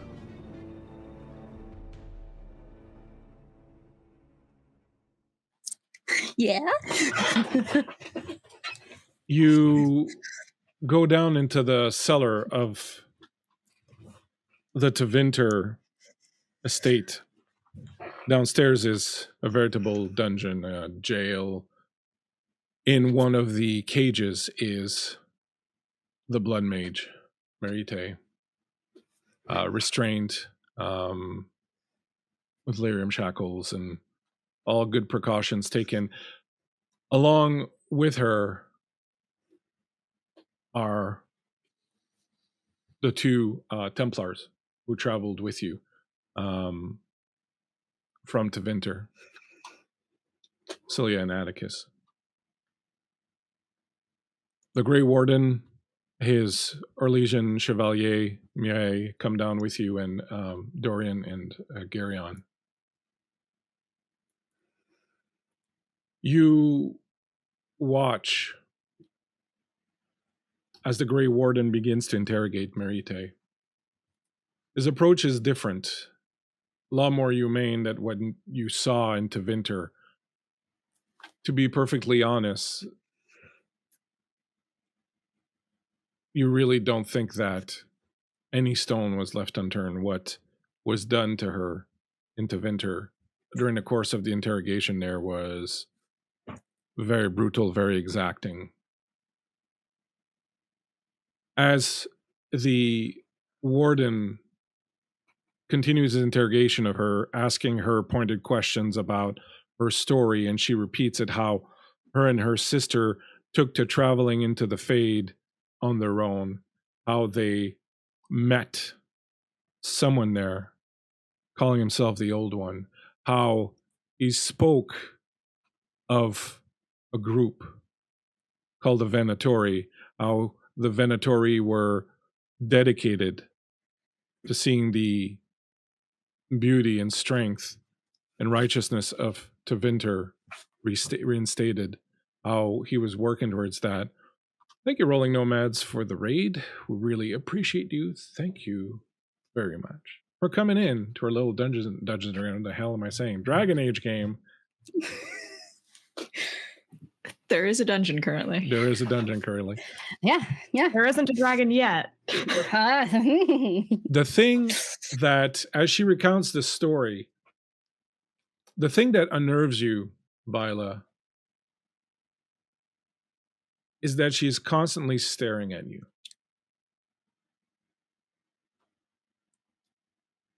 She does it in a way that is not very open, so you don't think anyone else has really noticed, though you know that Dorian's kind of keeping a pretty close eye on things. But as the Grey Warden continues to interrogate her, and he seems to be trying to figure out whether or not this creature she says they encountered in the Fade is actually possibly an archdemon or something of that nature. And he's questioning her about why there is no blight if there's an archdemon and things of that nature. And her story doesn't really change. It's always about how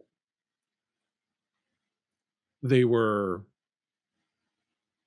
swayed by the righteousness of his words and his goals and his desires, and that she knows that if the question were to be put to most of the people from Tevinter, and this is a point where she looked at you, that certainly they would agree that it is a most righteous crusade, a most righteous goal to have to reinstate the glory of Tevinter. As you're watching this, and as she's staring at you occasionally, and you're starting to feel a little uncomfortable, perhaps. Well, in fact, tell us, how are you feeling? How is Viola feeling in the face of this? This interrogation has been going on for about an hour now, and although it's not violent and it's not dreadful, or it is still taxing. Yes. Yeah. How is the dungeon set up? Do they have the cell open? Is it closed? Did the Grey Warden go into the cell and like close the cell back up? Is everybody just kind of huddled around? How do they have things set up?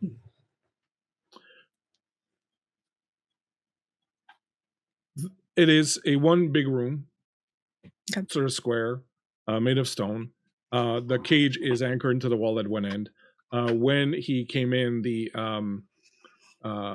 eventually the Grey Warden had her brought out, and she was brought out and sat on a bench, and she's still chained there, with a Templar always behind her and another Templar kind of at an angle, not far. They've got their weapons drawn. They're definitely on High alert. Yeah. on high alert. You and Dorian are kind of standing a bit further away from them, and Gereon's kind of like halfway through, and the warden has sat down on another bench near the Blood Mage, but kind of at an angle, so he's not like between the others and her. And Mireille is near the door. The Chevalier is near the door. Okay. I think that Viola is still confused in a way. Some of these things sound very intriguing to her, but jumping into so many unknowns is still giving her a little bit of pause. This Venatori, every time that word is brought up, there's a little bit of a shiver that runs down her spine still, and she just becomes very hyper aware of everybody in the room anytime that is mentioned, or she is making direct eye contact with our Blood Mage sitting across the room. As her and Dorian are kind of back a little, she's gonna kind of like elbow Dorian just a little and what do you make of all of this? obviously in like a really hushed kind of whisper.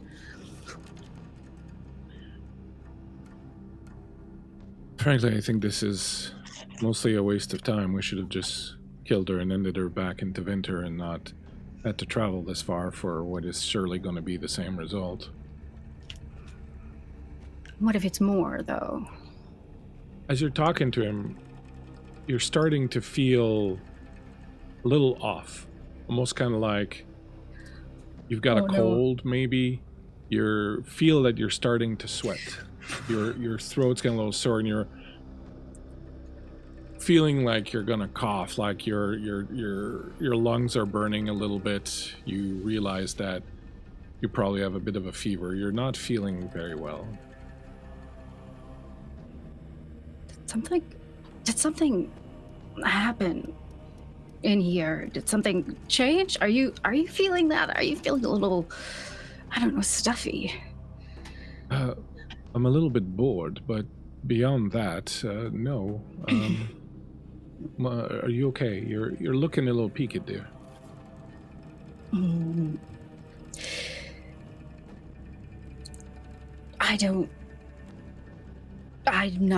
I'm not sure. You're overcome with a fit of coughing. Suddenly, everyone kind of turns to look at you. Just like looks at me. Amazing. I love that. As you're coughing and great. And it's coming from really kind of deep. I apologize for the interruption. You're right, ask Gereon.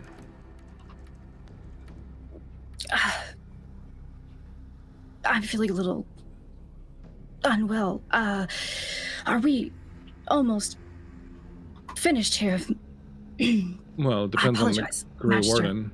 Grey Warden looks like yes, I think we're almost done. And Dorian kind of leads you and brings you to a bench nearby, and as he sits you down, he reaches into his robes and he pulls out a handkerchief and he hands it to you. Thank you. As you cough, you see blood dotting, and he looks at you and he kind of points at his chin, and you realize that you have.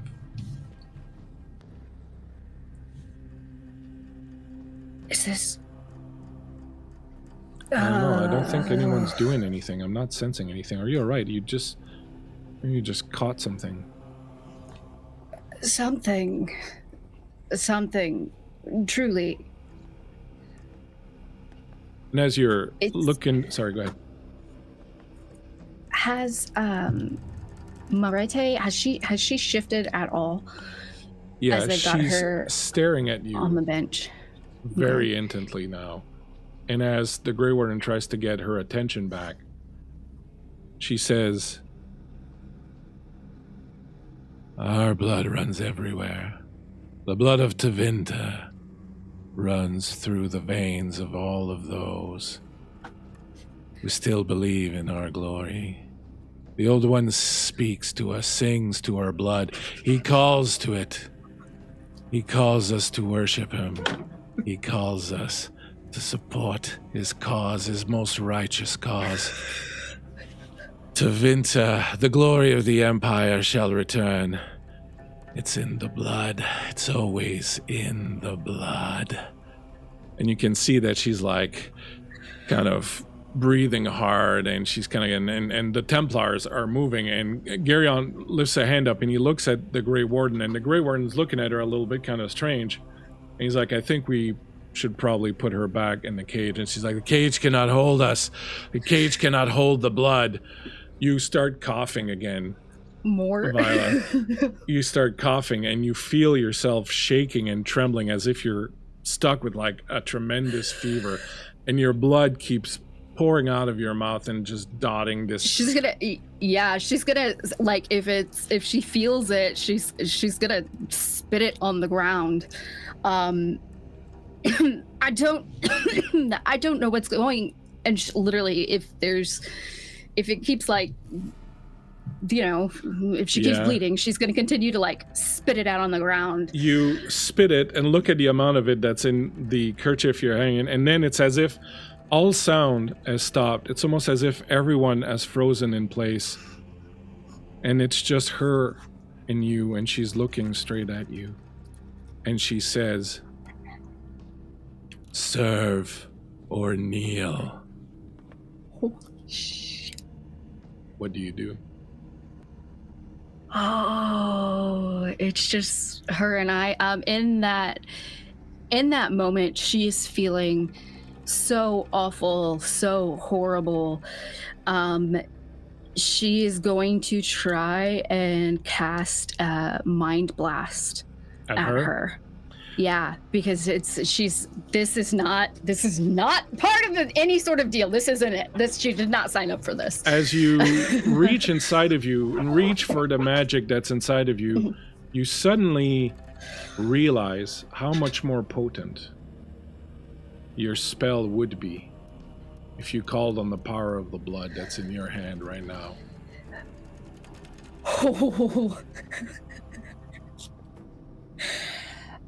Oh, yo.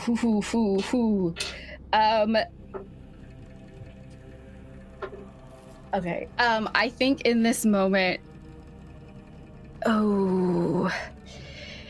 nobody's moving around her, correct? It's like this, it's like you're in this bubble of like, you know, like time has kind of slowed down around you, and she's just staring at you intently. You can see her bloodshot eyes. You can see the face that you know so well, her and her sister's face that you know so well. And she just smiling. wants this to stop in this moment, and she's going to try and do anything she can, and using the resources that are obviously all around her now, she's going to kind of like reach in and, in a moment of whatever's going on, overwhelm whatever this is, just try and get her to stop. And she'll try and use the blood either like in her hand or wherever. She's never done this. And for a moment, everything is silent. You don't hear her voice. You don't hear the others. You don't hear your own breathing. All that exists is your blood in your hand. You feel the power that's inside of it. And you feel it singing to your soul. You feel as if you are finally allowing yourself to do what you should have been doing from the beginning. What is your birthright? You reach for it. It's almost as if it reaches back to envelop you, to seep back into your body, to bring so much energy and vitality and strength and force inside of you. And now you know, in this quiet moment, what the real Magisters of Tevinter know. That the power is in the blood. And as you unleash your spell, and as you feel it drain the life force from you, your very blood is being consumed by the spell. It emanates from you, this blood red sphere of power that reaches out across almost in slow motion. You see her smile. It hits her. It explodes with a violence you've not ever created before. She is lifted off and squished down into the floor. The Grey Warden falls back. Gereon, his eyes wide, is looking at you. The Templars are moving.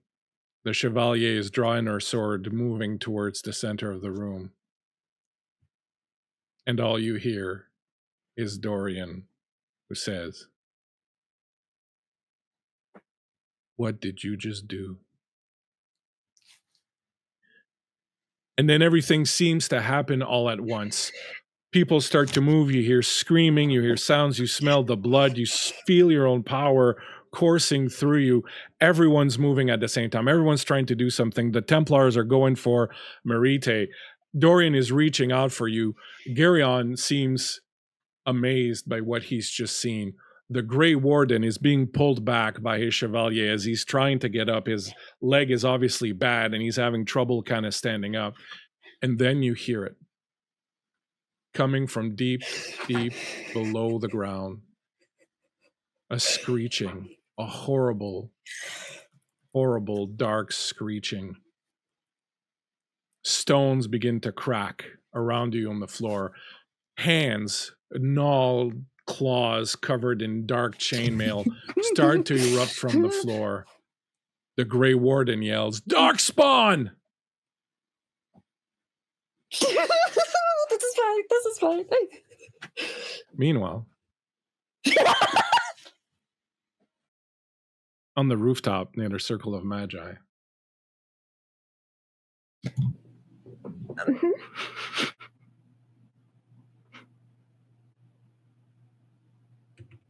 Well, I think it's probably time for us to get back. They've probably gotten rid of those Templars by now. You think? Well, I hope. Chael is known to be convincing when he needs to be, I guess. What do you say and you hear, as he says that, bells clanging, people screaming. You look towards the west where the villa is. You see flames rising into the sky.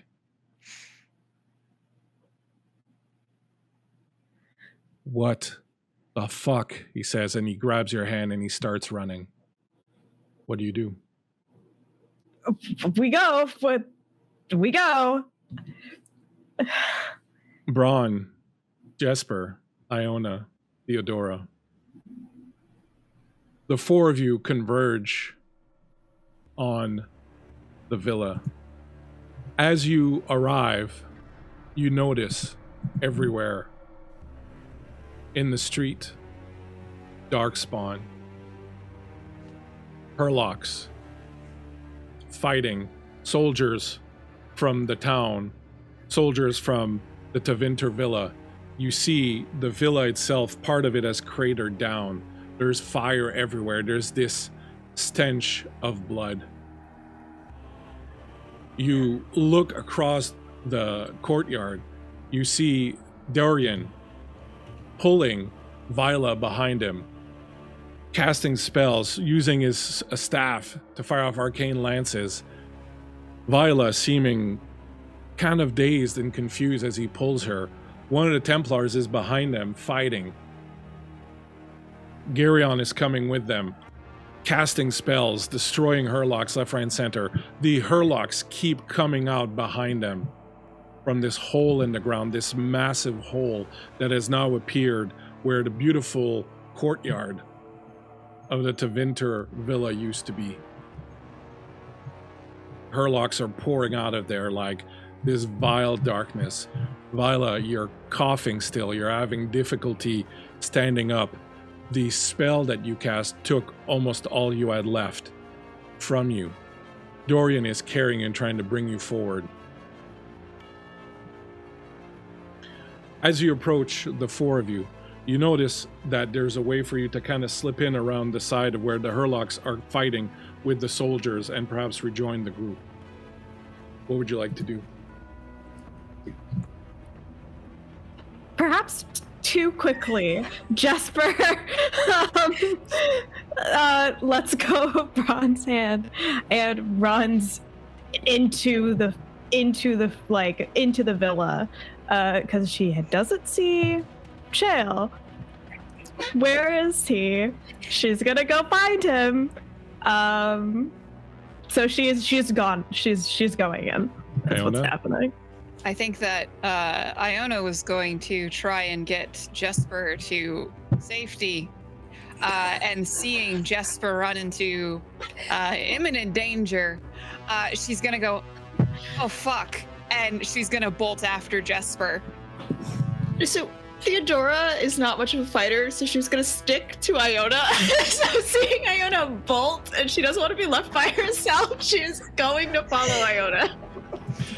As you run, following Jesper into the melee, you dip and dodge as the Hurlocks and the city guards are fighting each other. The Hurlocks are decimating the city guard. You can see so many of them spewing this vile bile from their mouths, hitting soldiers in the face.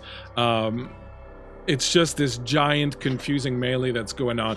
You dip and dodge, you parry a blow here, you reach out with your spear, your staff, your sword, anything, deflect some of the blows, but the Hurlocks don't seem to be really focused on you. They're moving out, and in a moment, you kind of find yourself in a strange sort of no man's land behind the Hurlock line, and towards the center, where there is the group of them, Dorian and Gereon and Vila and one of the Templars are kind of being surrounded by a bunch of these Hurlocks.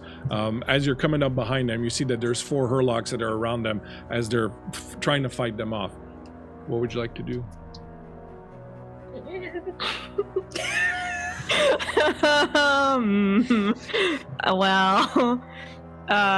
Jesper always has her staff. She always has her staff, even if it makes her look particularly mage-like. She always has it. It's strapped to her back, and she reaches for it, and she pulls it out. And Jesper is going to cast Paralyze. Iona, what are you doing? I feel like Iona is like in this moment, there's like panic and it's like bubbling in her throat, despite the fact her jaw is sort of set and she's trying to be very stoic in this moment because she wasn't in Ferelden during the last Blight. She has only ever encountered Darkspawn in like very small groups, like a handful at a time, and to see this amount of Darkspawn just pouring out is like overwhelming. But she sees her companions and she sees what Jesper's about to do. So like almost instinctually, she just grabs her bow and draws back to fire. Theodora. She's not, as I've been saying, she's not good in a combat situation. So she doesn't know what to do, but she does see Vila, who's not looking well. So she's going to try to cast a healing spell on her, because that is what she can do. You all lurch forward. Jesper, you cast your spell. One of the Hurlocks freezes. As he does so, Iona's arrows come flying in, stick into his chest. His eyes grow wide. Braun is coming in behind him with his hand axes, and he starts wailing into him, cutting into him. He's protected, of course, from the Hurlock's magic by being a Grey Warden, so he's standing in front and he's just sort of wailing into them. Seeing you guys coming in, Gereon and Dorian kind of redouble their efforts.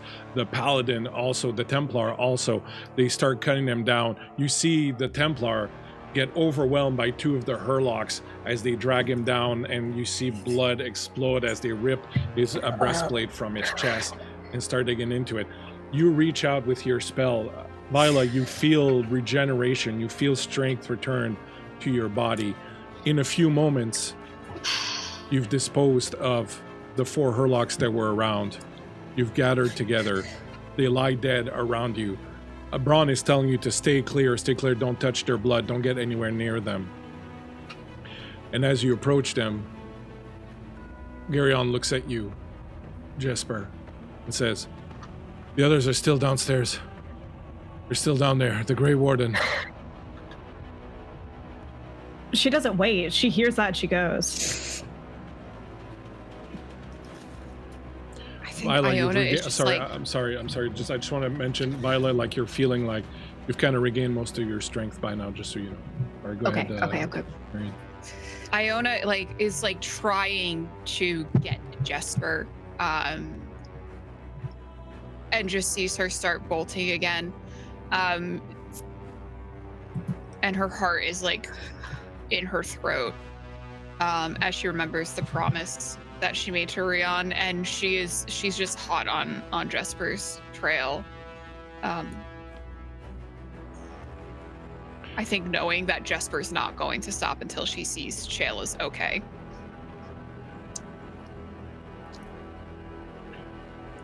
Theodora, Yes. what do you do?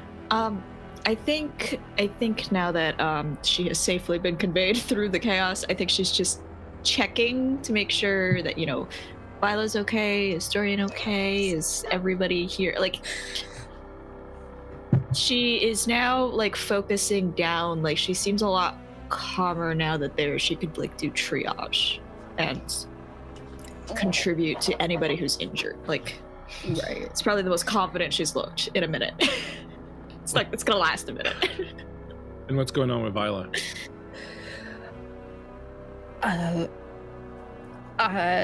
She's feeling better after getting the assistance from Theodora.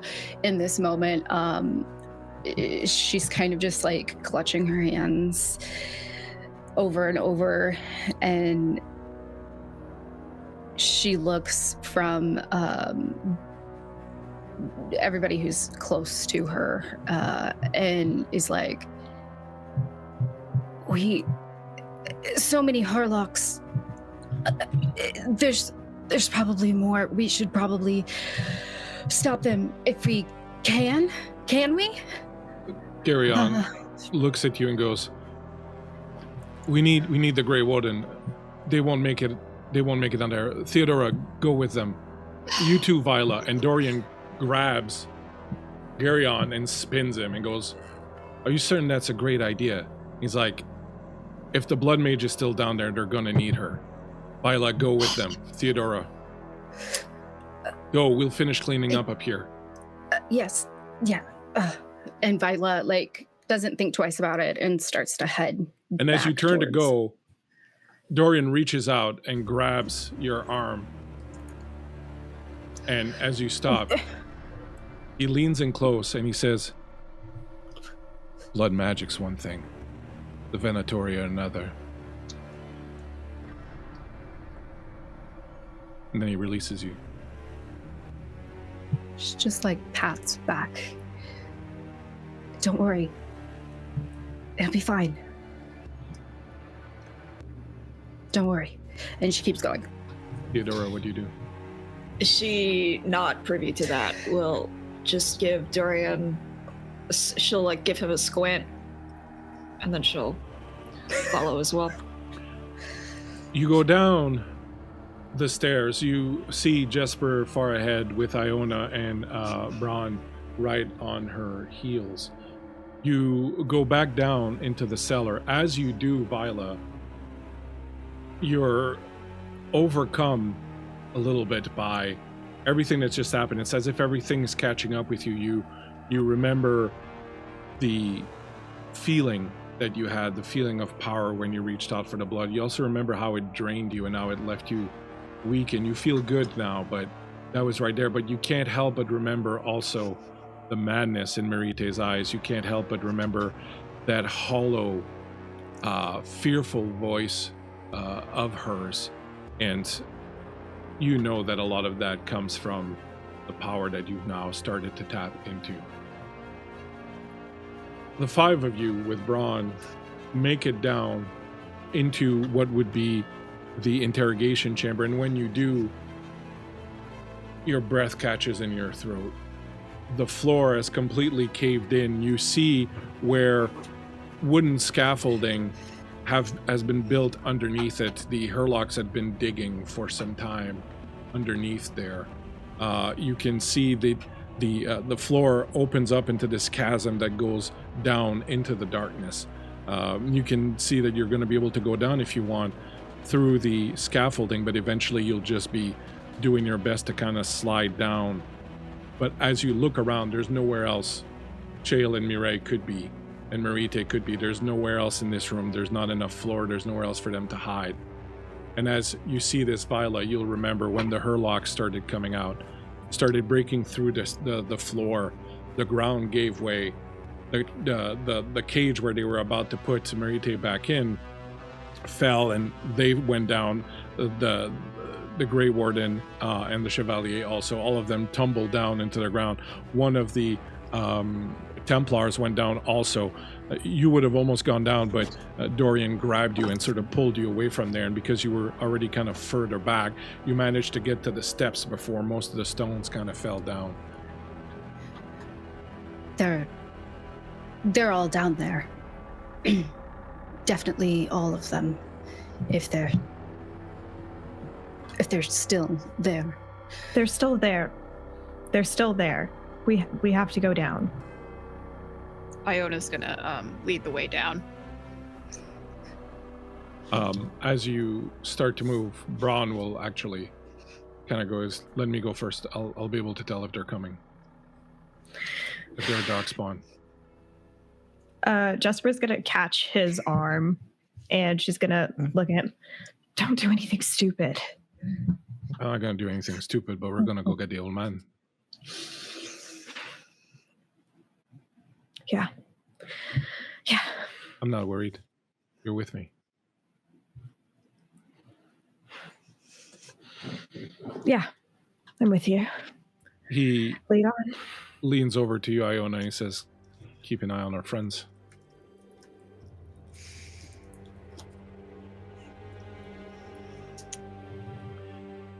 The deep roads are a haunting and treacherous network of ancient tunnels that stretch beneath the surface of Thedas.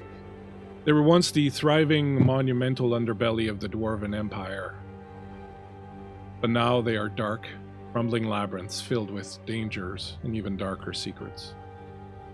As you descend beneath the safe house, far below the streets of Hasmal, you feel the world constrict and close up around you, swallowing you whole. The air is thick with the stench of mold and damp stone, and the flickering light of torches barely pierces the oppressive darkness. The tunnel walls are jagged and uneven, remnants of a once proud engineering marvel now reduced to crumbling rock. The faint sound of distant echoes, the skittering of unseen creatures perhaps, reminds you that you're not alone. Floors uneven, slick with moisture that makes each step treacherous. As you move deeper, the scent of decay only grows stronger. Soon the wooden scaffolding and ramps give way to rough-hewn stone tunnels. You feel an immense heat traveling up along the passageways. And suddenly, in the distance, the sound of battle. You arrive into a space that opens up.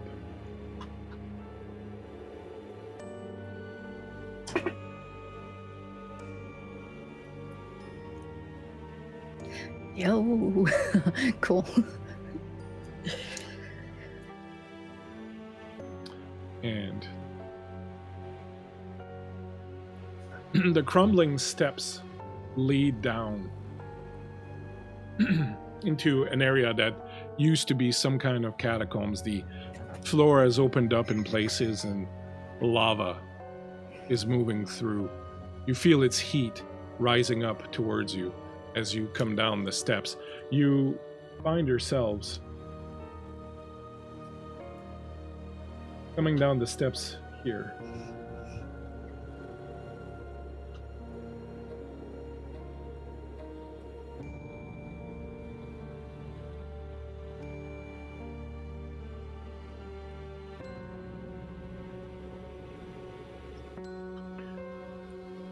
Below you, you see Chael and Mireille. You see the dead Templar lying on the ground.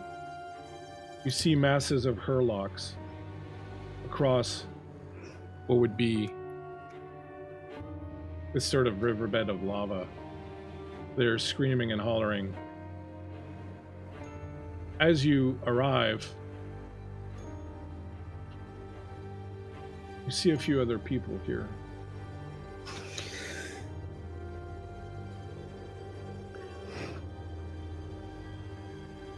You look down, see a Qunari warrior holding Chael. Mireille is on the ground, her sword a few feet away from her. There's blood on the floor. Standing in front of Chael is what appears to be a human man, though his skin has started to gray and rot away. His eyes are permanently leaking blood.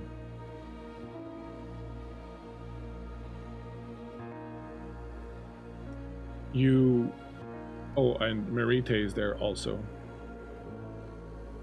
Don't want to forget Marite. Woman of the hour.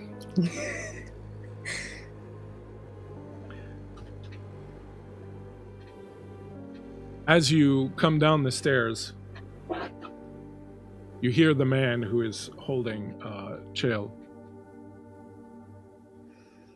say to the old warden, "A lot has gone into getting everyone here, a lot of complex, far-reaching plans, and now you're gonna give her to us." And you hear Chael say, "I took her from you and hid her from you for years. You think I'm just going to roll over now?" Then the other man says, "Fine, have it your way. Your brother's going to be so disappointed." And you watch as he drives his sword into Chael's stomach. Jasper screams. What do you do?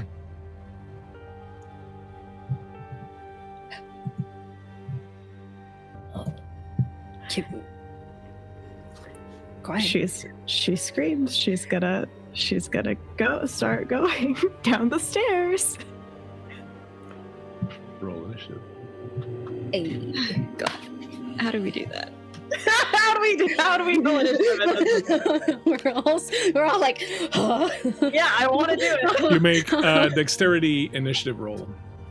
Okay. Well, okay. Okay. Oh, my dex is awful.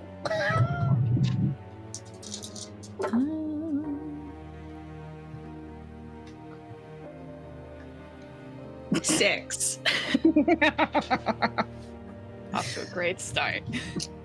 Is it one dice or 3 dice? 3. Okay. Right. Well, I'm going to put everyone in the initiative order. 13 total then, if it's 3 dice.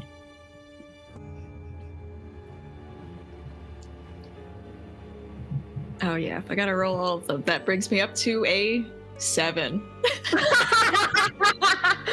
It's okay. I got an 8.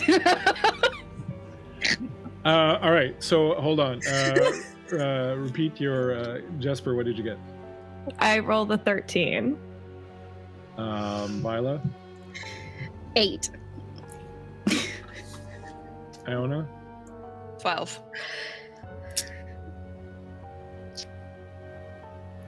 Theodora. Where are you? 7.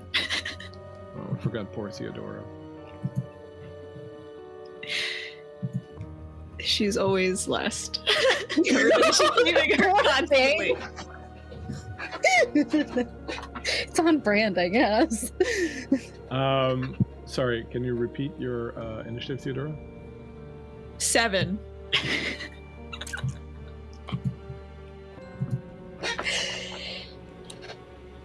We don't get stunts on initiative rolls, do we? No. Damn. I rolled 2 6s, and one of them was the dragon dice. That would have been so many stunt points.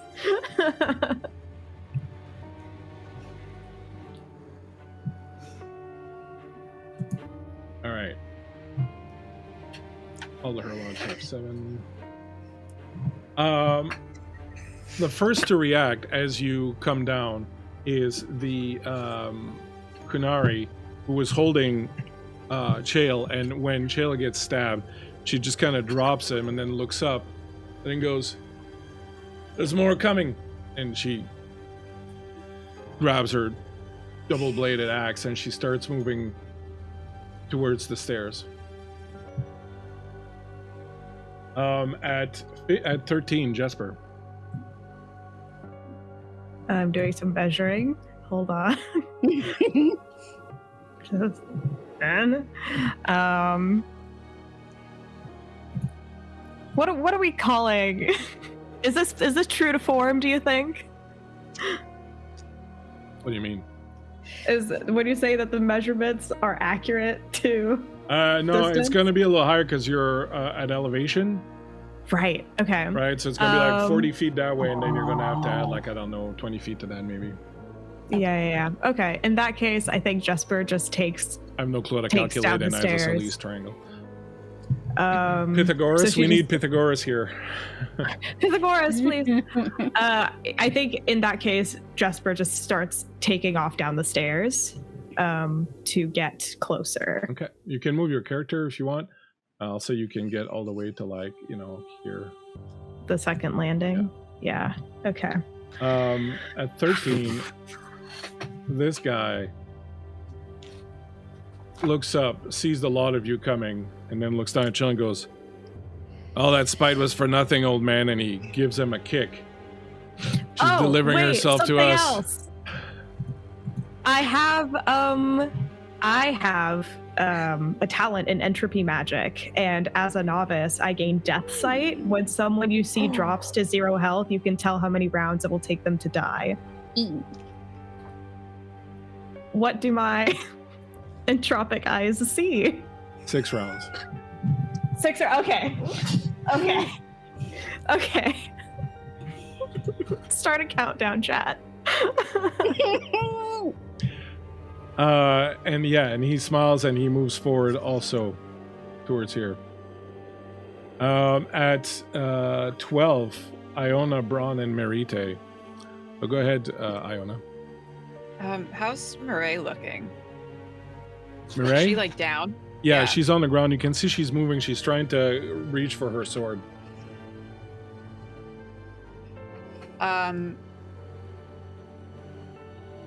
Iona's gonna move kind of like right here. And she's going to fire at the man. Okay. Okay. It's going to be...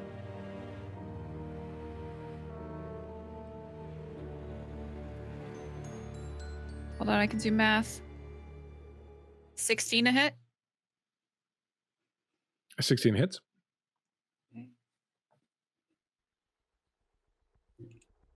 That's going to be 9 damage. Oh, not bad. The arrow flanks him and... I think Iona's kind of muttering to herself. Get up, Shale. Braun runs down over here and he will also take a shot. He will shoot at the other one. He will hit. His arrow will embed itself in the Kunari's shoulder, who doesn't seem to be very fazed by it. And at 12, Merite, you see, starts to cast. Whatever it is, it's probably not going to be great.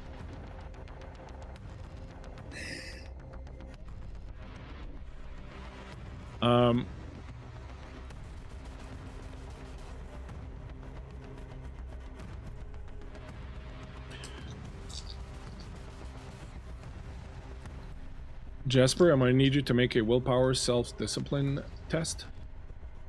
Ooh. Be fine.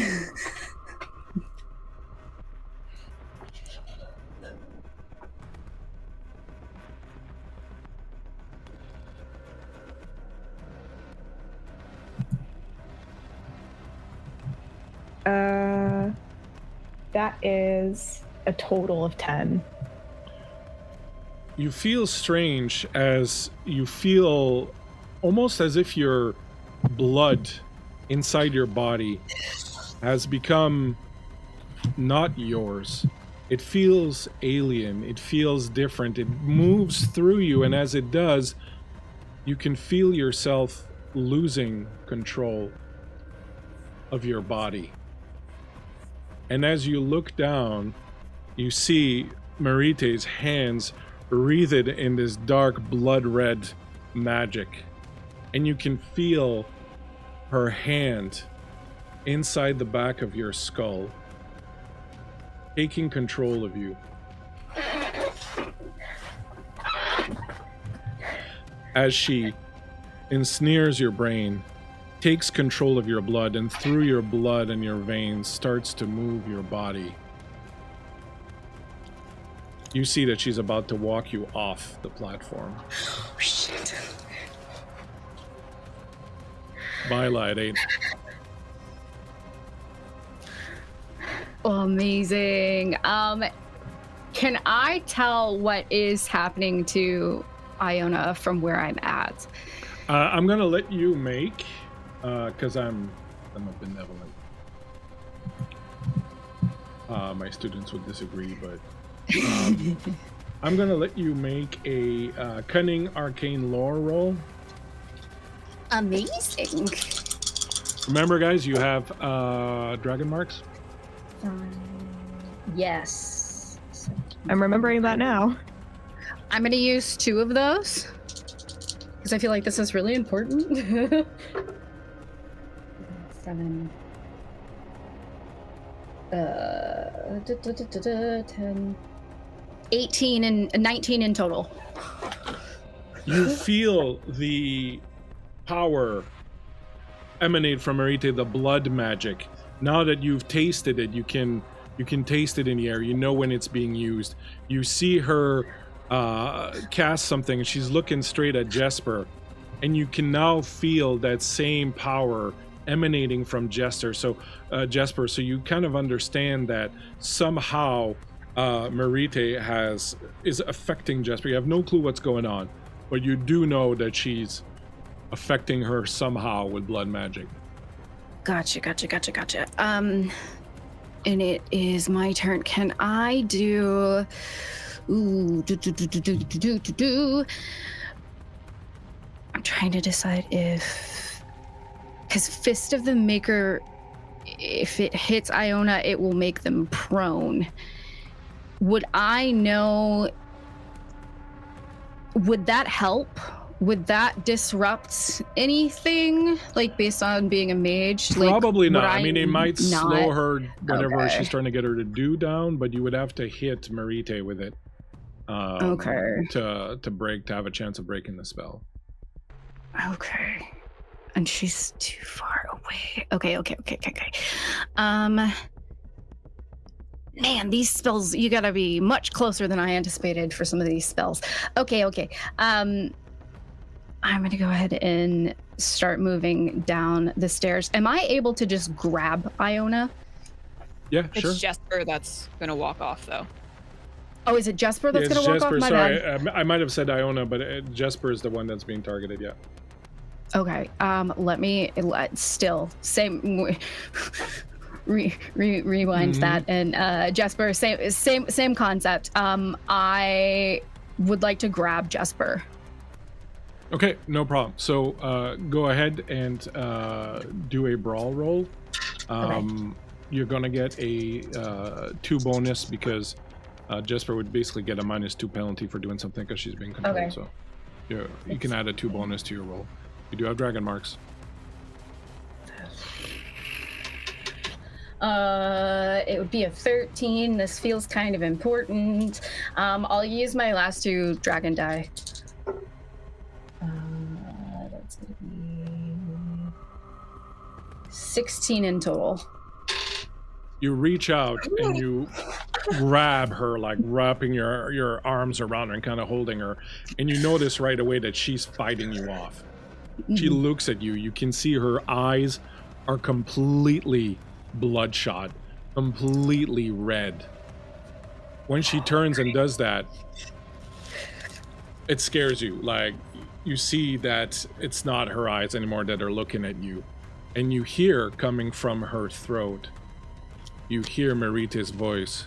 who says, I guess you chose to kneel. At 7, as you're holding her and she's fighting against you and trying to break free, the Hurlocks start jumping and running over here. You hear screaming, more sounds, and you see other Hurlocks coming up behind them, a whole bunch of them swarming the area. And then, from behind you, Theodora, Ah, you hear an immense roar. You look over your shoulder, and climbing up the side behind No. you no, is I this don't like it. gigantic ogre that reaches up and pulls itself up on the landing and looks at you.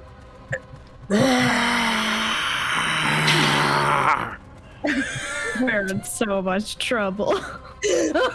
He's getting worse. And that, my friends, is where we're going to end tonight's episode. No! Gina, I owe you an action, so I will let you take an action right off the I bat have a next lot time. of stuff that I could be doing. I genuinely need the time to consider what the heck I'm doing here. I will absolutely give you first action next time so that you can do something. It just felt pretty good to end No. I would just be suffering through my turn for 10 minutes. that's what happens. Thank you very much. Everyone okay? Everybody good? Yeah. Yeah. Super. We're so boned.